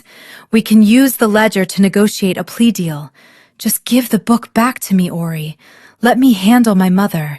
We can still have the life we planned. We can walk down that aisle on Saturday." The audacity was breathtaking. He was not asking for forgiveness. He was asking for the evidence. He wanted me to hand over the physical anchor Agent Miller needed for the RICO warrant, trusting him to manage the fallout. He wanted to regain control of the narrative, sacrifice his mother to the authorities, and walk away clean. I looked down at the man kneeling on my porch. The fear in his eyes was genuine, but it was not the fear of a victim. It was the primal terror of a predator caught in a trap. I reached my right hand into the pocket of my blazer. My fingers brushed the brittle, charred edge of the lace rosette I had salvaged from the fire pit. The texture was rough, a physical reminder of the cruelty he had enabled and the legacy he had helped destroy. "You burned the dress, Preston," I said, my voice quiet, devoid of any emotional inflection. He blinked, confused by the sudden shift in topic. He was prepared to argue legal strategy, to debate the merits of a plea deal. He was not prepared to discuss the inciting incident. "What?" he stammered, wiping the tear from his cheek. "Ori, I did not burn the dress. That was Victoria. You saw her do it." "You handed her the lighter," I replied, the truth crystallizing in the morning air. He had not physically held the gold Zippo, but he had provided the environment where such cruelty was permissible. He had stood on the patio, chuckling while my mother's legacy turned to ash, prioritizing a commercial real estate deal over my dignity. He had built the stage, directed the lighting, and applauded the performance. "You signed the deeds, Preston," I continued, my gaze locking onto his. "You registered the shell companies. You moved the money offshore. Victoria is an arrogant woman who stole from a charity gala. But you are the one who evicted families from their homes. You are the architect." The realization that I had fully decrypted the offshore files and traced the digital signatures hit him with physical force. The desperation in his posture hardened, the illusion of vulnerability shattering instantly. The victim narrative had failed. "You have no idea the power you are provoking," Preston sneered, his voice dropping the frantic plea and returning to the cold, dangerous register he had used when he threatened my career. "You think a handwritten book is going to stop me? I have friends in the federal judiciary. I have lawyers who will drag you through civil court until you are homeless." He was scrambling for leverage, returning to the only tactic he understood: financial and legal intimidation. He still believed he was fighting a localized battle, unaware that the parameters of the conflict had already expanded beyond his control. "The ledger is already in Atlanta," I stated simply, the color completely drained from his face. The threat of a protracted legal battle evaporated. He understood the implications of a federal jurisdiction. He knew he could not buy an FBI racketeering unit. "You gave it to the feds?" he whispered, his eyes wide with a new, unfiltered terror. I did not answer him. I did not offer a closing argument or a triumphant speech. The psychological grip he had held over me, the manipulation, the financial sabotage, the gaslighting, it all ended on the concrete steps of my porch. I looked at him with dead eyes, a compliance auditor analyzing a closed account. I stepped back inside and quietly shut the door. The solid click of the deadbolt engaging resonated through the hallway. The house was secure. The emotional tether to Preston Sterling was permanently severed. He was no longer my husband, my fiancé, or my adversary. He was a target awaiting a federal strike. The silence inside the house was profound, a stark contrast to the chaos unfolding on the porch. I walked back to my office and checked the secure messaging application. A new update from Agent Miller was flashing on the screen. The physical ledger had arrived via secure courier. The data correlation was complete. The federal apparatus was moving. But Preston was not the only Sterling feeling the pressure. While he attempted his desperate gaslighting maneuver on my porch, Victoria had been orchestrating her own defense strategy. Unaware of the compromised ledger and the impending federal intervention, she had rallied her high-priced defense team to address the minor embezzlement data I had leaked in the decoy dossier. My phone buzzed with an incoming email from my civil attorney. Victoria's lawyers had aggressively escalated the timeline of the divorce proceedings. They demanded an immediate emergency deposition regarding the division of assets and my alleged psychological instability. They believed they could force me into a recorded statement, trap me in a contradiction, and use the testimony to permanently discredit my audit before the Internal Review Board at the Heritage Trust convened. The new conflict was a legal ambush. I was scheduled to face Victoria and her legal team in a formal deposition the following morning. They expected a terrified, financially ruined woman. They expected an easy victory. They had no idea they were walking into a perjury trap. The sudden acceleration of the divorce proceedings felt less like a legal strategy and more like a desperate, flailing strike from a wounded animal. Victoria Sterling and her formidable legal team had scheduled an emergency deposition for Thursday morning. They believed they held the upper hand, completely unaware that the physical ledger, the undeniable map of their criminal empire, was already resting in a federal evidence vault in Atlanta. I arrived at the law firm located in the historic district of Charleston at 8:45. The building was an architectural marvel of restored brick and polished brass, projecting an aura of established wealth and impenetrable power. This was Victoria's domain.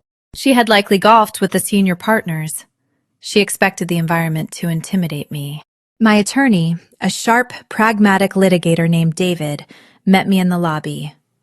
He handed me a sealed manila envelope. Inside were high-resolution photocopies of 5 specific pages from the master ledger, focusing exclusively on the offshore accounts registered in Preston's name and the corresponding wire transfers originating from the Heritage Trust Preservation Fund. "The strategy is simple," David murmured, his voice low as we walked toward the elevator bank. "We let them build their narrative. We let them commit to their lies on the record. We do not interrupt. When they are fully exposed, we drop the anchor." We entered the designated conference room. It was an expansive, glass-walled space overlooking the harbor. The air conditioning hummed a low, synthetic note, chilling the room to a sterile temperature. Victoria Sterling sat at the head of the long mahogany table.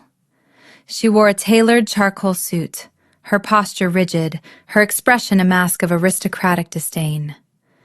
Preston sat to her right, his demeanor completely transformed from the frantic, sobbing man on my porch 24 hours earlier. He projected an arrogant, untouchable confidence. He had clearly convinced himself that the missing ledger was a localized problem, one his mother's lawyers could neutralize through aggressive litigation. 3 defense attorneys flanked them, a phalanx of expensive suits and expensive billable hours. I took my seat opposite Preston. I did not glare. I did not fidget. I maintained the cold, clinical detachment of a compliance auditor preparing to dismantle a fraudulent balance sheet. The court reporter, a quiet woman with quick, precise movements, adjusted her steno machine.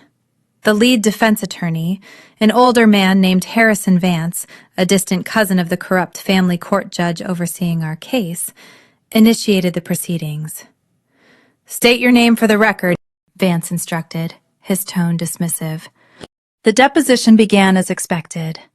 Vance launched into an aggressive, meandering cross-examination designed to paint me as an emotionally unstable, vindictive woman lashing out over a canceled wedding. He questioned my mental health history, my professional ethics, and my capacity to distinguish reality from paranoid fabrication. He focused heavily on the decoy dossier I had leaked to the Heritage Trust Board. "Mrs. Cook," Vance said, leaning forward, resting his forearms on the mahogany table. "You have made several wild, unsubstantiated allegations regarding the financial practices of the Charleston Heritage Trust, specifically targeting my client, Victoria Sterling. You claim she embezzled funds for personal use. Yet the Internal Review Board has found no evidence of systemic theft. How do you reconcile your accusations with the facts?" My audit identified significant discrepancies between approved preservation grants and actual vendor payouts, I replied, my voice steady, ensuring the court reporter captured every syllable. I provided the documentation supporting those findings. Documentation you generated while under severe emotional distress, Vance countered, a patronizing smirk playing on his lips. Documentation that has been categorically dismissed by industry professionals. Is it not true that you destroyed your own wedding gown in a manic episode and subsequently attempted to frame your future mother-in-law for the act? I did not destroy the dress, I stated calmly. And yet you refuse to produce it, Vance pressed. You claim Mrs. Sterling burned it, but you offer no proof. Just like you offer no proof of this alleged embezzlement beyond a few misplaced receipts. You are constructing a fantasy, Mrs. Cook, to punish my clients for your own insecurities. Vance pivoted his attack toward the division of assets, moving to Preston's demand for emergency spousal support and the claim on my premarital home. Mr. Sterling has suffered immense professional damage due to your malicious whisper campaign, Vance asserted, gesturing toward Preston. He has lost his position at his brokerage firm. He is currently without income. Do you deny that your actions directly caused his unemployment? Preston Sterling's employment status is a matter of public record, I replied. However, his claim of financial hardship is inaccurate. Vance laughed, a short, sharp sound devoid of any real humor. Inaccurate? My client has provided complete financial disclosures. His bank accounts are nearly depleted. He has no hidden assets. He has no alternative revenue streams.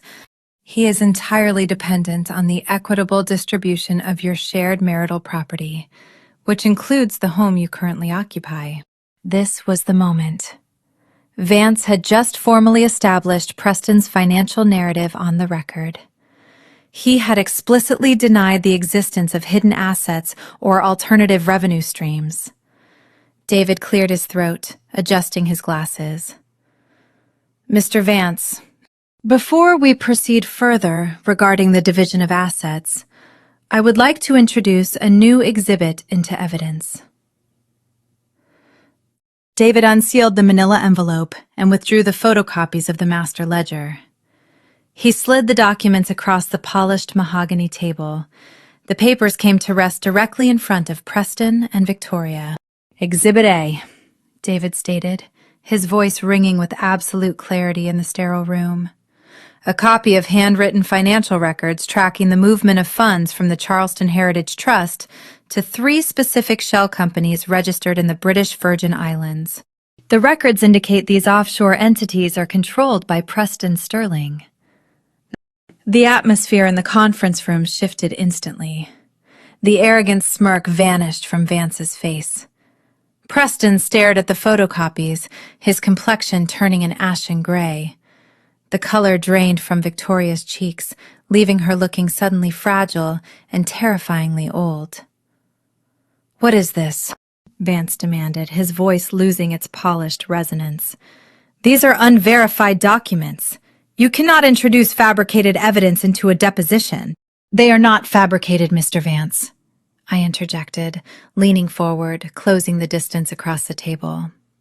"They are exact copies of the master ledger your clients have used to launder stolen equity for the past decade." I looked directly at Preston. "You stated under oath that you have no hidden assets. The ledger shows a balance of over $4 million in an account held at the Cayman National Bank, an account authorized by your digital signature. You stated you have no alternative revenue streams. The ledger details the profits generated by the fraudulent foreclosure and subsequent sale of 14 historic properties you seized using your mother's influence at the trust." Preston opened his mouth to speak, but no sound emerged. He was trapped. The lie he had just committed to the court reporter was now fundamentally contradicted by the physical evidence sitting in front of him. "This is inadmissible," Vance stammered, scrambling to regain control of the narrative. "This was obtained illegally. We motion to strike this entirely from the record.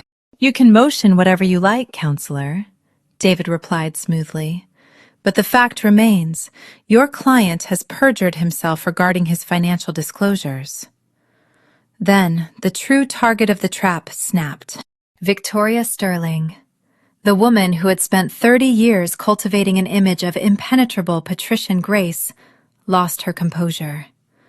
The realization that the physical ledger had been breached, that the architecture of her wealth was exposed, shattered the aristocratic facade.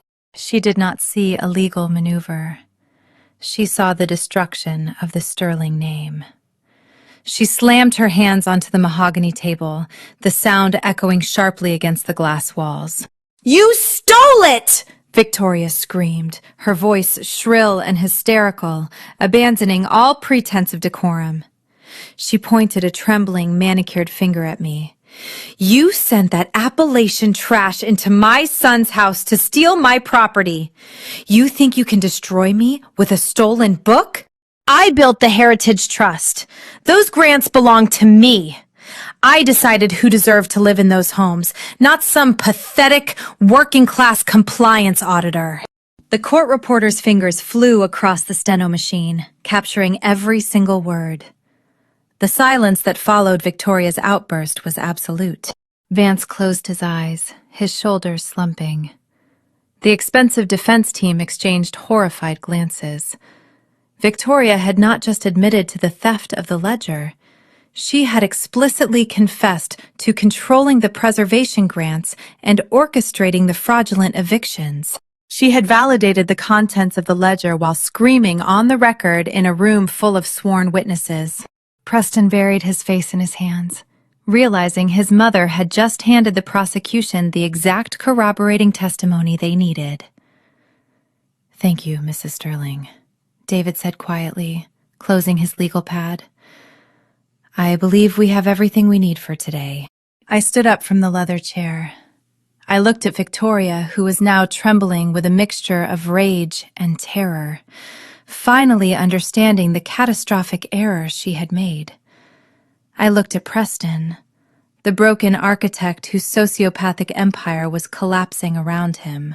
The local civil dispute was effectively over. They had perjured themselves, confessed to systemic financial crimes, and validated the stolen evidence. The trap had closed with brutal efficiency. I walked out of the conference room, leaving the Sterlings to face the wreckage of their defense strategy.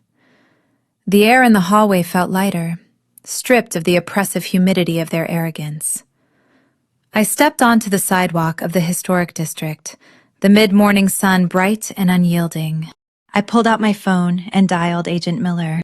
"We have the confession," I reported, the adrenaline fading, replaced by a deep, resonant satisfaction.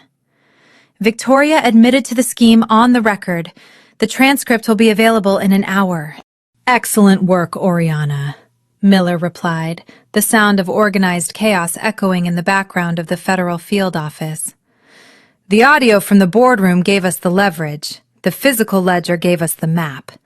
But this deposition just gave us the final key. The local judges cannot protect them from their own sworn testimony." "When do we move?" I asked, looking down the pristine cobblestone street, knowing the facade was about to shatter. "The grand jury just signed the indictments based on the ledger," Miller confirmed. "The subpoenas are active. We are coordinating with the regional task force. We strike tonight." The federal hammer was no longer suspended. It was dropping. The local stalemate was resolved, replaced by the terrifying, unstoppable momentum of a federal racketeering operation. Preston and Victoria believed they had survived the deposition, unaware that the real devastation was already in motion. They were preparing to attend the annual Charleston Charity Gala that evening, desperate to project strength and maintain their social standing. They had no idea they were walking directly into a public execution. The dawn breaking over the Charleston Peninsula brought a deceptive calm to the historic district. The humidity hung heavy in the air, coating the cobblestones in a fine sheen of moisture. Spanish moss drifted lazily from the branches of the ancient live oaks. To the casual observer, it was just another quiet Friday morning in the deep South. But beneath the serene surface, an invisible, catastrophic shift in power was already underway. The localized legal stalemate had broken during the deposition the previous day. Now, the federal machinery was engaged, and it operated with a cold, terrifying precision. At exactly 7 o'clock, a coordinated fleet of dark government vehicles rolled into the city limits. There were no flashing sirens. There were no dramatic public announcements. The agents moved with the silent, lethal efficiency of a surgical strike. They deployed simultaneously to multiple locations across the county, carrying thick legal envelopes bearing the seal of the United States Department of Justice. William Thorne sat on the veranda of his waterfront estate, sipping a freshly brewed espresso and reading the morning financial columns. He was the president of the Heritage Trust Board, a man whose maritime shipping empire provided him with an aura of untouchable prestige. When his private security guard escorted 2 agents in dark windbreakers onto the veranda, Thorne did not bother to stand. He offered a patronizing smile, assuming this was a minor regulatory inquiry he could wave away with a phone call to a regional director. One of the agents stepped forward and handed Thorne a sealed envelope. The agent did not smile. He simply stated that Thorne was being served with a federal subpoena for conspiracy to commit wire fraud, racketeering, and obstruction of justice. Thorne looked down at the document. The color drained from his patrician face, leaving his skin the shade of old parchment. The espresso cup rattled against its porcelain saucer as his hand began to tremble. The golden parachute he had offered me in the boardroom just days prior was now a concrete piece of evidence in a federal indictment. Across town, in the sterile environment of his temporary high-rise apartment, Preston Sterling was already awake. He had not slept since the deposition. The catastrophic failure of his mother's testimony replayed in his mind on a continuous, agonizing loop. He knew the timeline was collapsing. He knew the local judges could not protect him from a recorded confession of systemic property theft. He needed to secure the international assets before the authorities could identify the routing numbers. Preston sat hunched over his laptop, his fingers flying across the illuminated keyboard. He navigated to the encrypted portal of the Cayman National Bank. His breathing was shallow and erratic.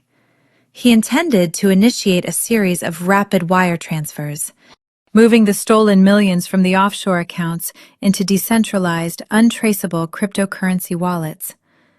Once the capital was converted, he could flee the jurisdiction, leaving his mother to face the consequences of her own arrogance. He inputted his complex alphanumeric password. He generated the dual authentication token on his phone. He typed in the command to liquidate the primary holding account. He moved the cursor over the execution button and clicked the mouse. The web interface buffered. A small, gray loading wheel spun on the screen, mocking his urgency. Preston leaned closer to the monitor, a drop of cold sweat rolling down his temple. Then, a sharp, dissonant beep emitted from the laptop speakers. The sound was small, flat, and entirely synthetic. But to Preston, it was deafening. It was the auditory signature of his empire dying. A bright red banner dropped across the top of the banking portal. The text was stark and unforgiving. Access denied. Assets frozen pending international law enforcement mandate. Preston stared at the screen, his chest tightening as oxygen seemed to vanish from the room. The federal authorities had not just issued subpoenas. They had coordinated with international banking regulators overnight. The physical ledger Maya had extracted from the Trad Street property provided the exact account numbers necessary to freeze the funds. The lifeblood of his criminal syndicate was severed. He was locked out of his own vault. Panic, raw and unfiltered, consumed him. He grabbed his phone and began dialing the numbers of the men who had shielded his family for decades. He called Harold Vance, the corrupt family court judge who had rubber-stamped his fraudulent claims against my property. The line rang twice before routing directly to an automated voicemail system. Preston ended the call and dialed the senior vice president of the regional commercial bank, the man who had helped him crash my credit score. An executive assistant answered, her tone clipped and impersonal, informing Preston that the vice president was on an indefinite leave of absence and would not be taking any calls. The realization hit Preston with crushing force. The high society network of Charleston did not operate on loyalty. It operated on mutual survival. When a federal racketeering charge surfaced, the local elite did not circle the wagons to protect the accused. They severed the infected limb to save the host. The judges, the bankers, and the politicians who had dined at the Sterling estate were currently erasing Preston's name from their contact lists and burning any correspondence linking them to the Heritage Trust. The societal armor he had relied on his entire life dissolved in less than an hour. He was entirely isolated. 10 miles away, behind the wrought iron gates of the family estate, Victoria Sterling was facing her own reckoning. 2 federal agents had delivered her subpoena 30 minutes prior. She was standing in the center of her opulent drawing room, the legal document resting on a silver tray near the fireplace. Victoria was a woman who had survived her entire life purely on the strength of her image. She was raised to believe that perception dictated reality. If you projected wealth, you were wealthy. If you projected power, you were powerful. She could not comprehend a threat that could not be manipulated, intimidated, or bought. The heavy mahogany doors of the drawing room burst open. Preston rushed inside, his tailored shirt wrinkled, his eyes wide with a feral, hunted desperation. He crossed the Persian rug, grabbing his mother by the shoulders. He explained that the offshore accounts were locked. He explained that their local allies had abandoned them. He outlined the severe, mandatory minimum sentences attached to federal wire fraud and racketeering convictions. He pleaded with her to contact the best criminal defense attorney in the state and prepare to negotiate a surrender. Victoria slapped him. The sound cracked through the drawing room, sharp and stinging. Preston stumbled back, pressing a hand to his reddening cheek, staring at his mother in shock. Victoria smoothed the lapels of her silk blouse, her expression hardening into a mask of delusional defiance. She refused to accept the reality of her impending ruin. To acknowledge the federal indictment was to admit defeat, and her narcissism would not allow her to surrender to a woman she considered working-class trash. She pointed a manicured finger at her son. She informed him that they were Sterlings. They did not hide in their homes like common criminals. They did not cower before government bureaucrats. Tonight was the annual Charleston Charity Gala, the apex of the Southern social calendar. The entire philanthropic elite of the state would be in attendance. Victoria insisted that if they failed to appear, the high society rumor mill would declare them guilty by default.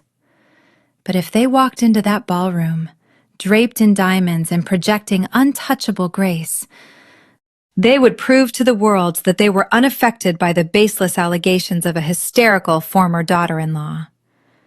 She ordered Preston to return to his apartment, put on his bespoke tuxedo, and prepare to escort her to the event.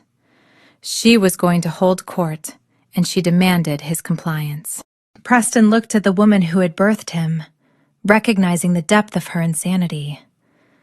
The ship was sinking, the hull breached by a fatal torpedo, and Victoria was demanding they change into their evening wear to listen to the string quartet. But Preston had no money, no allies, and nowhere to run. He was trapped in the gravity of her delusion. He nodded slowly, his spirit entirely broken, and turned to leave the room. I stood in the kitchen of my own home, holding my phone to my ear. Agent Miller was on the secure line, providing a real-time update on the morning operations. "The subpoenas are delivered," Miller confirmed, the sound of organized, tactical coordination echoing in her background. The international accounts are frozen. We have successfully severed their financial supply lines. We intercepted digital chatter indicating the local network has completely abandoned them. Have you moved to arrest? I asked, looking out the window at the quiet street.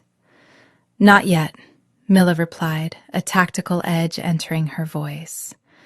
We have the warrants, but we received a tip from an informant within the event planning committee for the Charleston Charity Gala. Victoria Sterling just confirmed her VIP reservation for this evening. She is actually planning to attend. I let out a slow, steady breath. The arrogance was staggering, yet entirely predictable. Victoria could not resist the spotlight, even as the stage was collapsing beneath her feet. It presents a unique logistical opportunity, Miller continued. If we execute the arrest warrants at their respective residences, they will have time to call their lawyers and attempt to control the media narrative. But if we execute the warrants in the middle of the grand ballroom, surrounded by the very people they spent decades manipulating, the psychological impact will be devastating. They will have nowhere to hide. You want to take them down at the gala, I stated, the image already forming in my mind. I want to make an example of them, Miller corrected. I want every corrupt board member and complicit local official in that room to watch the Sterling Empire burn to the ground.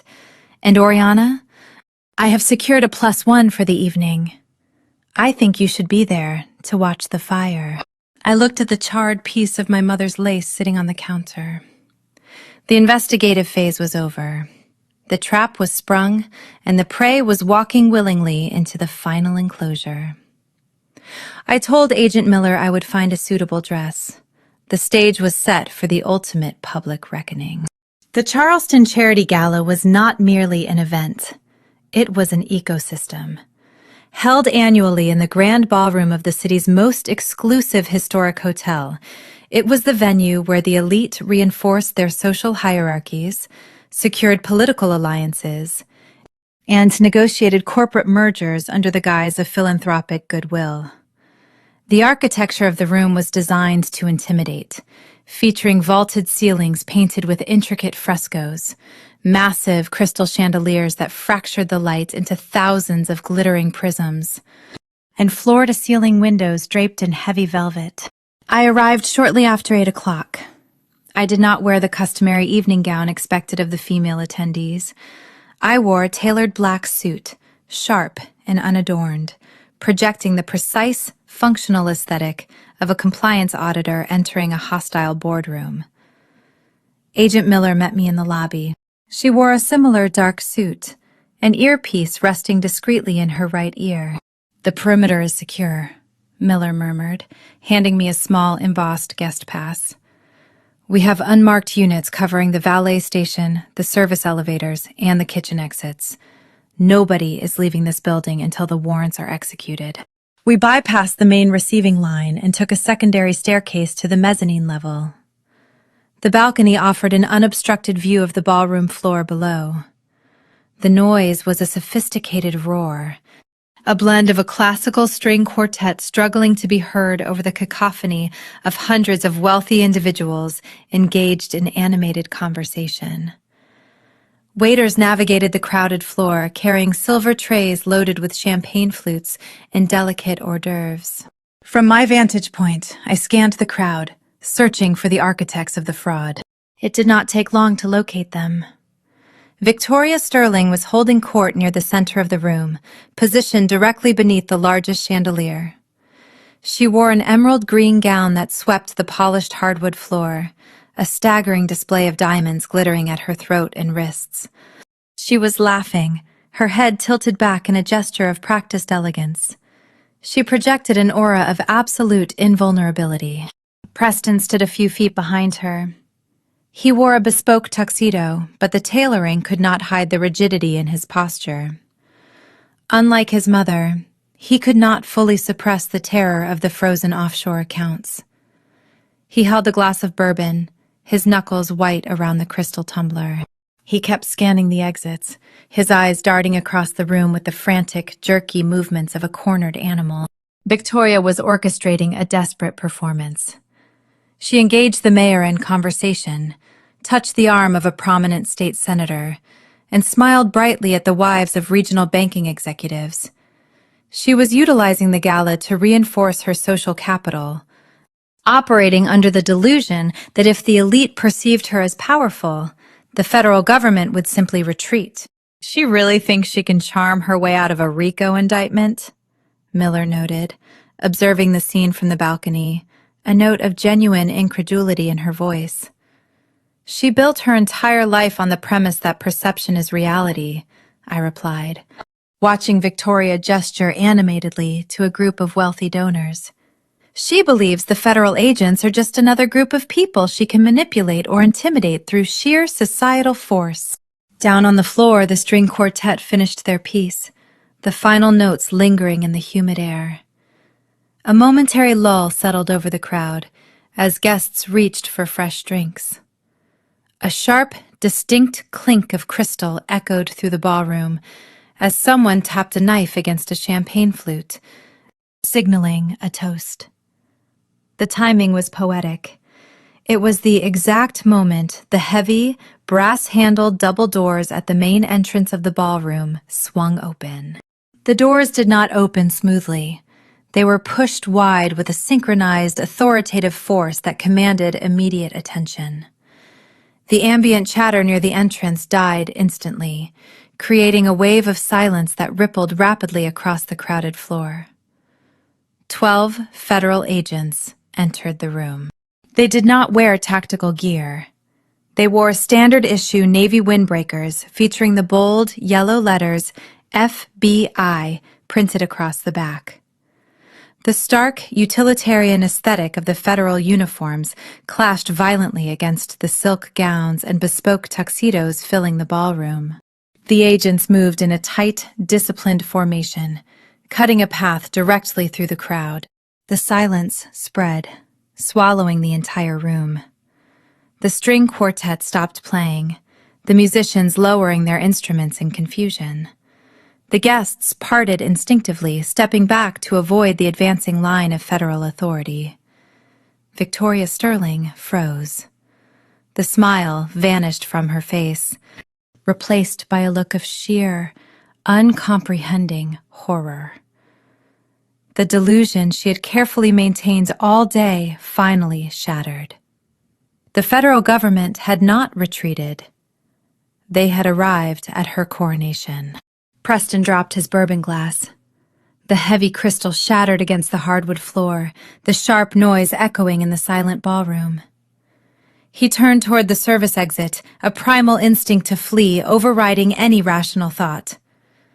"Preston Sterling," a commanding voice echoed across the room. The lead agent pointed directly at the architect. "Federal agents, do not move." 2 agents broke from the formation, intercepting Preston before he could take 3 steps. They grabbed his arms, spinning him around and forcing his hands behind his back. The sharp, metallic click of handcuffs ratcheting closed was distinctly audible over the murmuring crowd. "You have the wrong person," Preston stammered, his voice cracking, the polished broker entirely replaced by a terrified criminal. "My lawyer. I need to call my lawyer." The lead agent ignored him, turning his attention to the center of the room. He walked directly toward Victoria. "Victoria Sterling," the agent stated, his voice carrying the cold weight of absolute legal authority. "You are under arrest for conspiracy to commit wire fraud, money laundering, and violation of the Racketeer Influenced and Corrupt Organizations Act." Victoria stumbled backward, her hand flying to her chest, clutching the diamond necklace. "This is outrageous!" Victoria shrieked, her voice shrill and hysterical, echoing off the vaulted ceiling. "Do you know who I am? Do you know who is in this room? I am the senior director of the Heritage Trust. You cannot do this." She turned frantically to the people surrounding her, searching for the allies she had cultivated for decades. She looked at the mayor. The mayor took a deliberate step backward, turning his head to avoid her gaze. She looked at the state senator. The senator was already walking away, signaling to his security detail. "Harold!" Victoria screamed, spotting the corrupt family court judge in the crowd. "Harold Vance! Tell them! Tell them they have no jurisdiction here!" Judge Vance, the man who had rubber-stamped the fraudulent claims against my property, did not intervene. He did not issue a legal challenge. He simply turned his back on her and melted into the crowd, desperately trying to distance himself from the toxic radius of a federal indictment. The social armor Victoria had relied on her entire life completely dissolved in front of her eyes. The elite network of Charleston did not protect her. They watched her fall. An agent stepped behind Victoria, firmly grasping her wrists and pulling them together. The diamonds on her wrists flashed under the chandelier light as the handcuffs secured her hands. "You have the right to remain silent," the agent recited, reading the Miranda warning over her desperate protests. "Anything you say can and will be used against you in a court of law." Victoria was hyperventilating now, the reality of the situation finally overriding her narcissism. She was being publicly humiliated, stripped of her dignity and her power in front of the very audience she had spent her life trying to impress. "Please," Victoria begged, tears streaking her immaculate makeup, her voice breaking. "Someone help me, please!" The room responded with dead, unforgiving silence. The elite of Charleston simply stared at her, their expressions a mixture of shock, morbid curiosity, and cold detachment. They were watching a predator being removed from their ecosystem, and none of them were willing to risk their own survival to save her. From the mezzanine balcony, I watched the execution of the warrants with a cold, analytical detachment. My face remained an unreadable mask. I did not smile. I did not celebrate. The extraction of the Sterling family from the city's hierarchy was not a victory lap. It was a structural necessity. I looked down at the ballroom floor. Preston was being escorted toward the main exit by 2 agents, his head bowed, his spirit entirely broken. Victoria followed behind him, weeping openly, her emerald gown dragging across the spilled bourbon and shattered glass left in her son's wake. The heavy brass doors swung shut behind them, sealing their fate. The murmuring in the ballroom immediately erupted into a chaotic roar as the guests scrambled to process the spectacle they had just witnessed. Phones were pulled from tuxedo pockets, desperate messages dispatched to crisis management firms and defense attorneys. The fallout from the arrests would ripple through the financial and political sectors of the city for years. "The tactical objective is achieved," Agent Miller said quietly, touching her earpiece. "They are in custody. Transport is secured. The primary threat is neutralized." I nodded, turning away from the balcony railing. The social war was resolved with absolute, devastating precision. The localized corruption that had protected the Sterlings was exposed, and the architects of the fraud were currently sitting in the back of federal transport vehicles. But the narrative was not yet complete. The removal of the predators was only the first step. The true measure of a compliance audit is not just the identification of the fraud, but the restitution of the stolen assets. The arrests were a public spectacle, but the ultimate reckoning would occur in a federal courtroom where the final legal slaughter would determine the exact price Preston and Victoria would pay for their crimes. The new conflict was no longer a battle for survival. It was a battle for absolute justice. 6 months in the federal justice system moves with the slow, inexorable grind of tectonic plates. The rapid adrenaline of the ballroom arrests had long since faded, replaced by thousands of hours of bureaucratic processing, grand jury testimonies, and forensic accounting audits. The Sterling family spent that half year confined to a federal detention center denied bail due to the extensive flight risk posed by their international banking connections. Their high-priced defense attorneys had attempted every procedural delay available, filing motions to suppress the audio recordings and challenging the chain of custody regarding the handwritten ledger. Every motion was systematically dismantled by the prosecution. The evidence was too dense, the paper trail too explicit. The localized corruption that had insulated them for decades held no jurisdiction in a United States District Court. I sat in the third row of the gallery inside the J. Waddy's Waring Judicial Center. The architecture of the courtroom was designed to project impartial authority, featuring high ceilings, pale wood paneling, and unyielding fluorescent lighting. It was a sterile, unforgiving environment, stripped of the velvet curtains and crystal chandeliers that Victoria Sterling used to manipulate her audience. There were no shadows to hide in. Maya sat in the wooden pew beside me. The transformation she had undergone over the past 6 months was profound. The nervous, exhausted woman I met in the diner was gone. She wore a structured slate gray suit, her posture straight, her expression calm and resolved. The federal indictment of her in-laws had provided her with the ultimate leverage to break free from her toxic marriage. When Harrison attempted to bully her during their divorce proceedings, threatening to leave her with nothing, Maya simply instructed her attorney to reference the pending RICO charges against his primary source of income.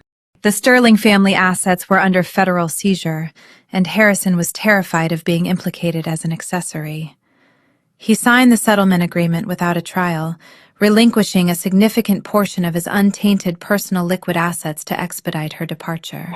Maya took the settlement, filed the final decree, and walked away from the Appalachian trash narrative forever. She was a free woman, holding the Capitol to dictate her own future.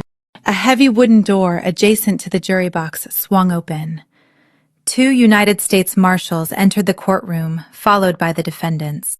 The visual contrast between the night of the charity gala and this Friday morning was jarring. The bespoke tuxedos and emerald gowns were replaced by standard-issue tan prison uniforms. The physical toll of 6 months in federal custody without access to their social armor was evident. Victoria Sterling appeared diminished. The perfectly coiffed hair she maintained for decades showed wide bands of stark gray at the roots.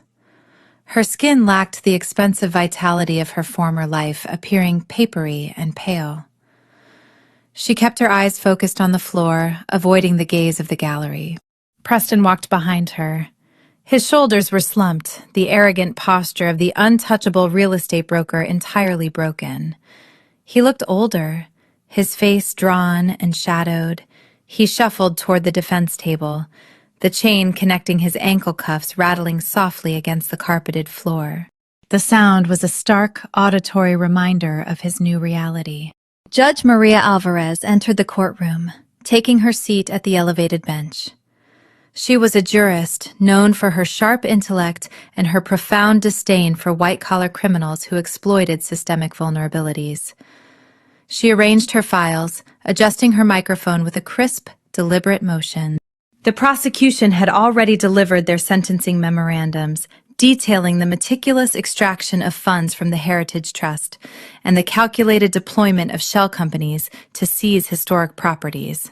The handwritten ledger Maya extracted from the Trad Street vault served as the undisputed map of the criminal enterprise linking the digital signatures to the offshore accounts. The defense had nothing left to offer but hollow appeals for leniency, citing Victoria's age and Preston's lack of prior criminal history. Judge Alvarez leaned forward, resting her hands on the mahogany bench. She directed her attention to the defense table. "You built a fortress out of other people's history," Judge Alvarez began, her voice resonating through the silent courtroom with cold clarity. "You utilized an institution designed to protect the cultural heritage of this city and weaponized it to extract wealth from its most vulnerable citizens.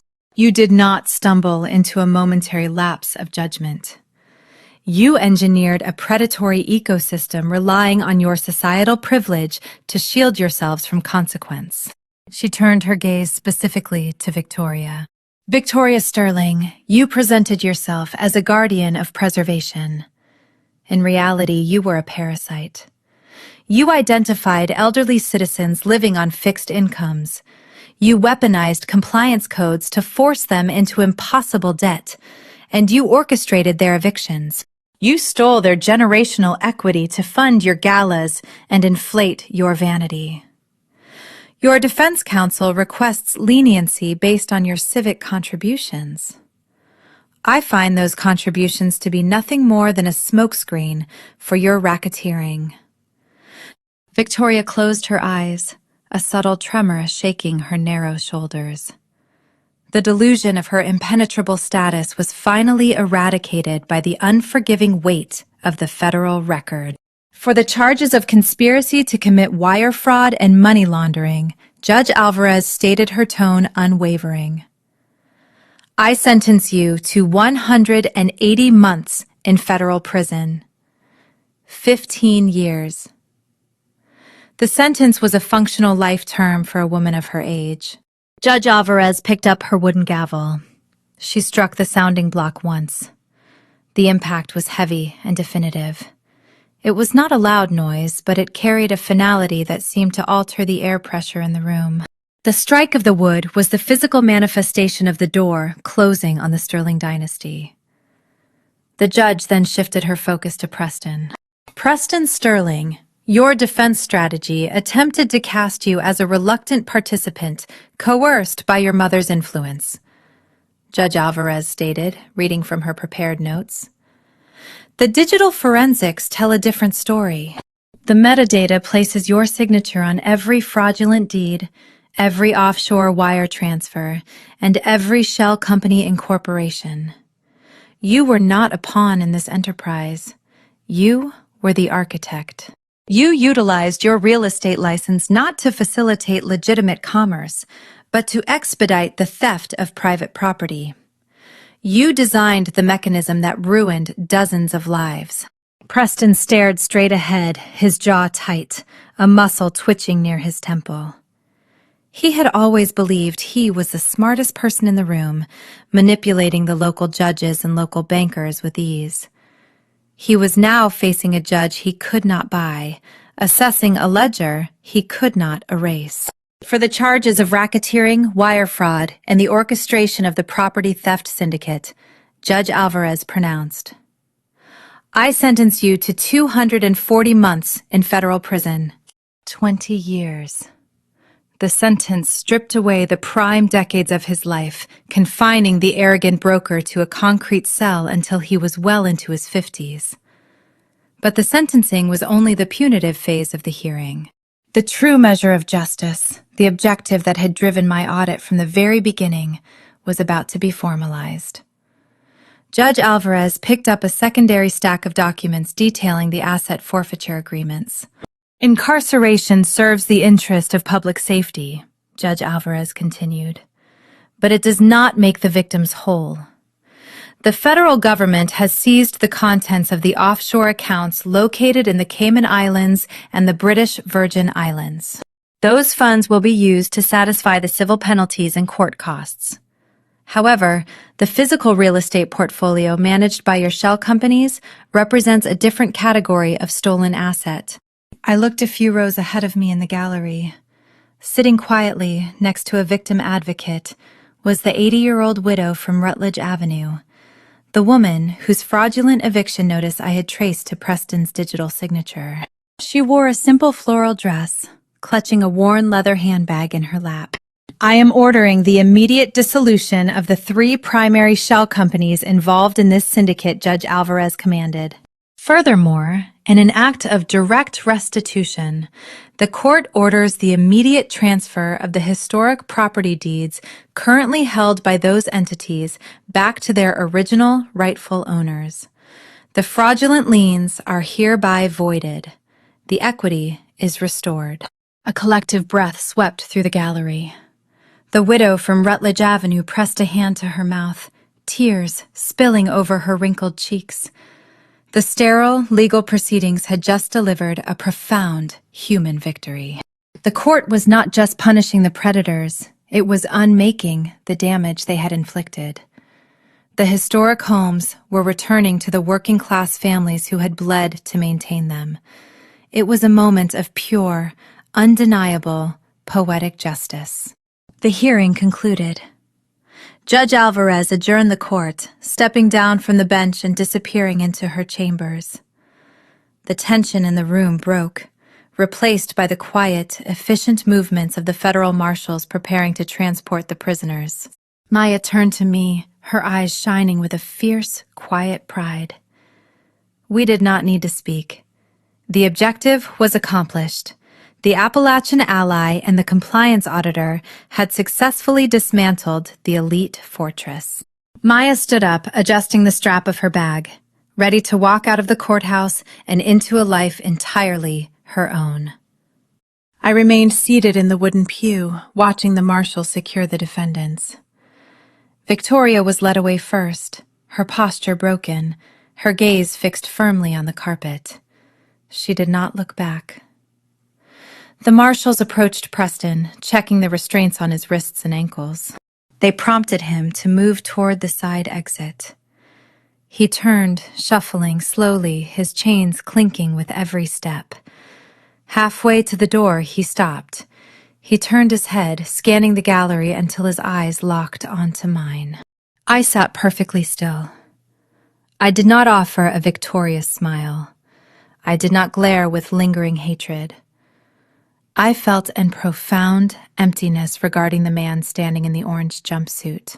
The anger that had fueled my investigation, the betrayal that had burned in my chest when I watched my mother's lace turn to ash, had been fully processed and expunged through the execution of the audit.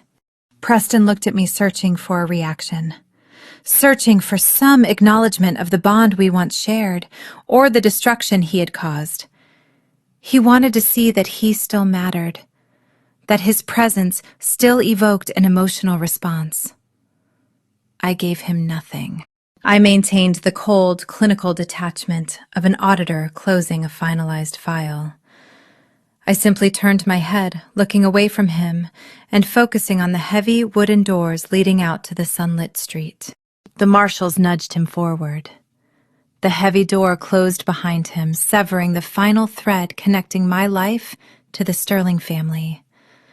The legal war was won. The social elite was purged, and the stolen equity was restored. But as I stood up to leave the empty courtroom, I realized the destruction of their empire had created a massive vacuum in the Charleston preservation community. The old guard was gone, leaving behind a fractured system and dozens of vulnerable properties. The conflict of vengeance was resolved, but the necessity of building something new to fill the void presented a profound and unexpected challenge. The rhythmic friction of a microfiber cloth against solid brass broke the quiet of the October morning. The air in Charleston carried a crisp coastal breeze that stripped away the oppressive humidity of the summer months. It had been exactly 1 year and 2 weeks since the federal sentencing dismantled the Sterling Syndicate. I stood on the front porch of a sprawling historic property located south of Broad Street. A hired technician applied the final coat of polish to a newly mounted company placard. The metal gleamed under the morning sun, displaying elegant, modern typography. Cook and Sterling Forensic Auditing. I took a slow sip from a ceramic mug of black coffee, watching the technician work. The brass reflected the silhouette of the wrought iron gates standing open to the street. Those gates no longer served as a barrier designed to keep the working class out. They were a welcoming point for clients seeking transparency and accountability. The journey that brought me to this specific porch was an exercise in precise, calculated logistics. Following the federal convictions of Preston and Victoria, the United States Department of Justice initiated a comprehensive liquidation of all assets tied to the racketeering enterprise. The offshore accounts seized by Agent Miller satisfied the civil penalties and court costs.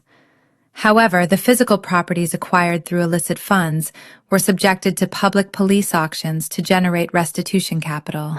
The Sterling family estate, the undisputed crown jewel of Victoria's manufactured pedigree, was listed on the federal docket in late April. Because the property carried the profound stigma of a high-profile criminal syndicate, the traditional Charleston elite refused to bid. The wealthy families who once attended Victoria's lavish galas wanted nothing to do with the tainted address, afraid the association would invite federal scrutiny into their own finances. The starting bid plummeted as the auction date approached. Maya and I attended the auction held in the municipal annex. We did not sit in the back row hiding from the public eye. We occupied the front row. Using the capital from Maya's unencumbered divorce settlement, combined with my accumulated savings and the early revenue from our independent consulting contracts, we registered as a verified corporate bidding entity. When the auctioneer introduced the estate, the room remained dead silent. No paddles were raised. I lifted my numbered placard. The gavel fell. We secured the deed to the property for a fraction of its appraised value. The poetic justice of the transaction resonated deeply with both of us. The fortress Victoria had utilized to project her superiority was legally transferred to the Appalachian daughter-in-law she despised and the working-class auditor she attempted to ruin. Taking possession of the estate required a physical and psychological purge. We did not want to inhabit a museum dedicated to a fallen dynasty. We wanted to construct a functional, forward-leaning enterprise. The transformation took 5 months of intense labor. We hired local contractors, prioritizing the specific small businesses and independent tradesmen the Heritage Trust had historically marginalized. The opulent drawing rooms where Victoria once held court were stripped of their heavy velvet drapery and suffocating antique furniture. We tore out the Persian rugs to expose the original heart pine flooring, sanding away decades of applied polish to reveal the raw, honest grain of the wood. The ground floor was converted into a state-of-the-art data center and collaborative workspace. We installed reinforced glass partitions, creating transparent conference rooms that fostered open communication. High-speed fiber optic cables were routed through the antebellum walls, powering servers dedicated to tracing corporate fraud, analyzing encrypted ledgers, and exposing systemic financial exploitation. Maya transitioned seamlessly from her former logistics career into the role of Chief Operations Officer.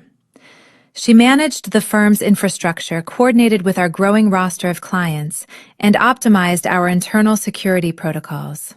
The nervous energy she carried during her marriage had evolved into a sharp, commanding confidence.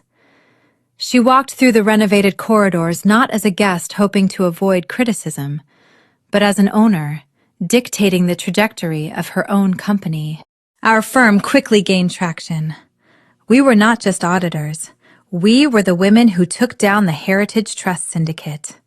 Corporate boards and municipal oversight committees across the region sought our expertise, knowing our methods were unyielding and our discretion was tested under federal pressure. My personal office occupies the second-floor suite, situated in the room that previously served as Preston's private study. I removed his mahogany wet bar and the heavy leather armchairs, replacing them with a sleek, minimalist standing desk and a wall of interactive digital displays used for tracking complex financial webs. The space is bright, flooded with natural light from a set of French doors leading out to a private balcony.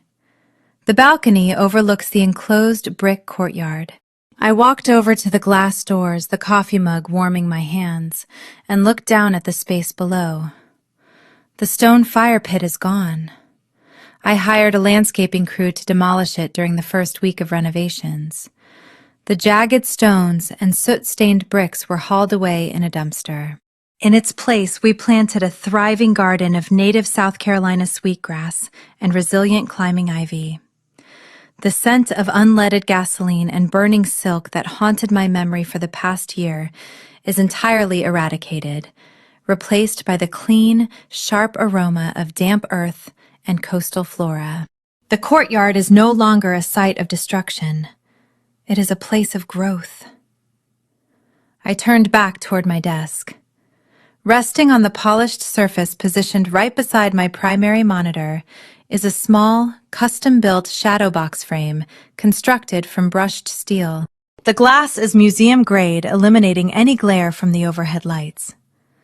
Inside the frame rests a single, brittle rosette of Chantilly lace. The edges are charred black. The delicate threads fuse together by extreme heat. It is the piece of my mother's legacy I salvaged from the flames on the night of the canceled wedding. Keeping the remnant is not an act of clinging to trauma. It serves as a daily, tangible calibration of my moral compass. Victoria burned the dress, believing it lacked pedigree, equating human worth with inherited capital. My mother broke her body, preserving the pristine facades of mansions just like this one, earning a fraction of the wealth she maintained. The charred lace is a symbol that the working class can survive the fires of the elite. We can endure the heat, adapt to the pressure, and ultimately inherit the structures designed to exclude us. The door to my office clicked open. Maya stepped over the threshold, holding a tablet displaying a color-coded spreadsheet.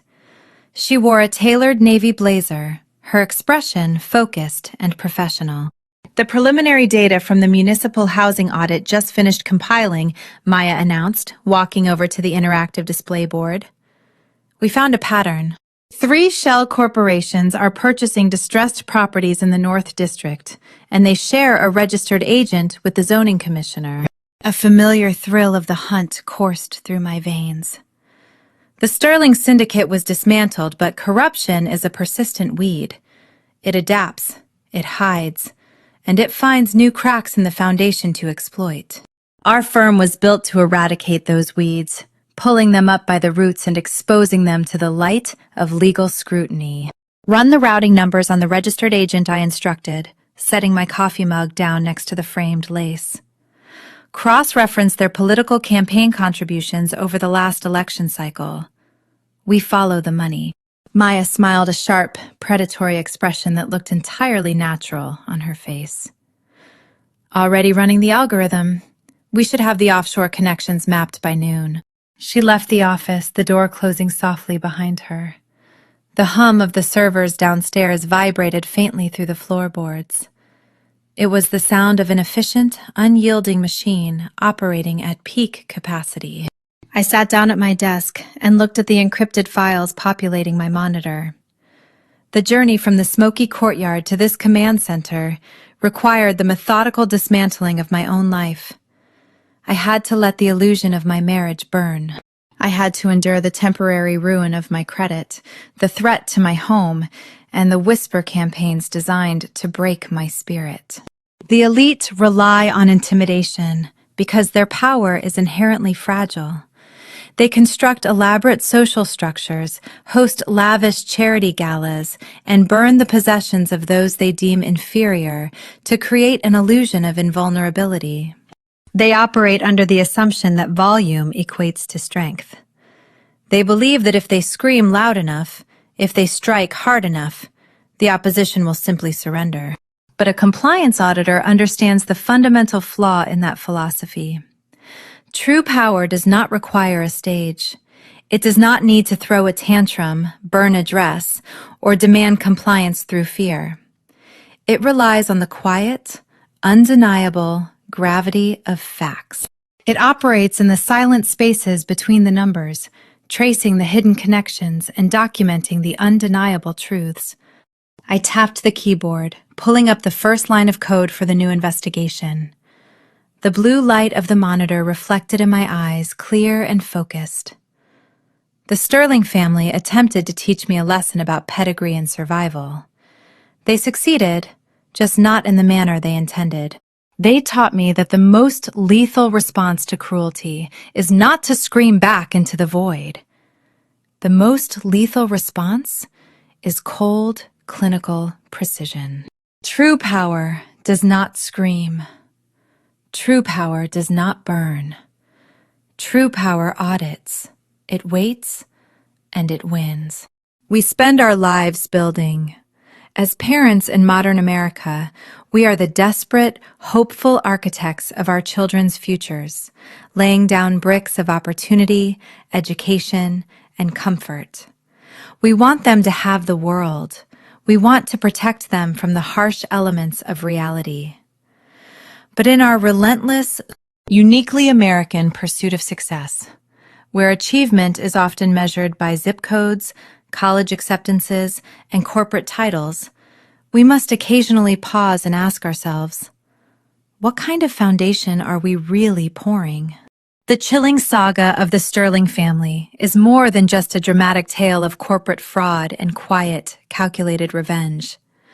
It serves as a profound cautionary tale for parents today.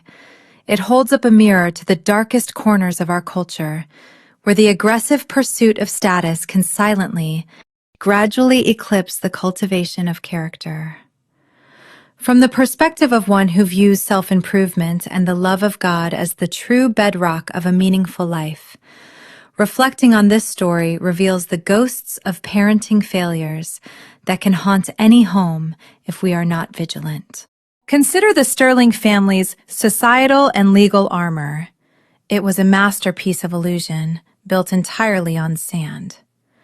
They prioritized their ranking in Charleston's high society, their pristine appearances at glittering charity galas, and their public image over basic human decency.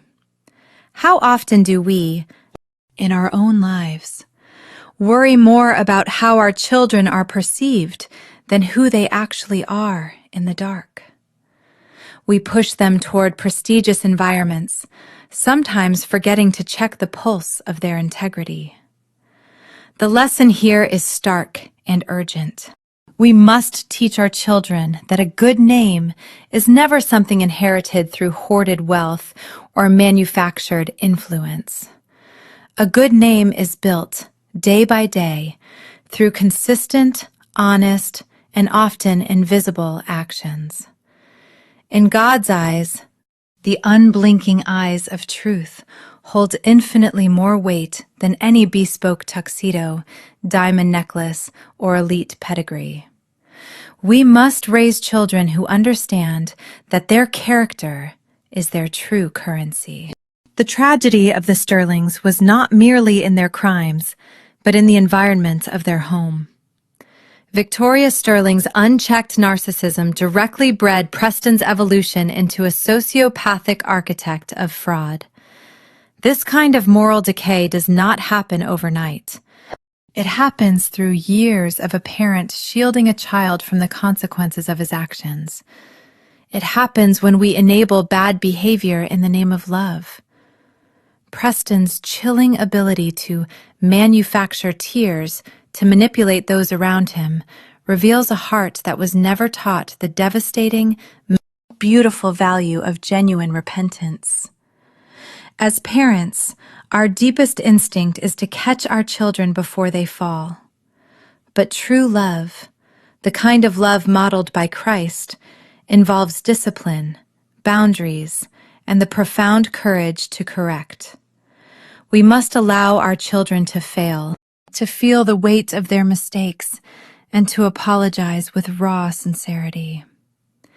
If we do not teach our children to audit their own hearts, to look inward and recognize their flaws, the world, and eventually the law, will do it for them with far less mercy.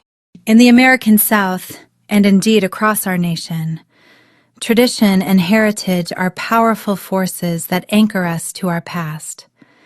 Yet, the Sterlings twisted these sacred concepts, using the Charleston Heritage Trust as a front for systemic weaponization and real estate fraud. They used their history as a weapon to exclude, to gatekeep, and to exploit. In sharp contrast, Oriana, the story's quiet heroine, cherished a simple piece of charred lace from her late mother. That blackened scrap of fabric was not a symbol of financial wealth, but of the working class's resilience, grit, and authentic roots. It is a vital lesson in how we frame our family narratives for our children. Traditional culture and family history should be wellsprings of strength, identity, and grace, not tools for elitism or psychological abuse. We must teach our children to honor their heritage by pulling others up, serving the vulnerable families in their communities, and recognizing the inherent dignity in all honest work. True nobility is found in service, not in subjugation. Furthermore, we live in a culture that incessantly rewards the loudest voice in the room.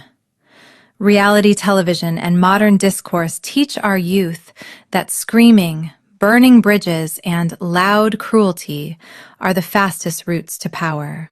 But Oriana did not win her battles by shouting into the void or matching her abuser's cruelty.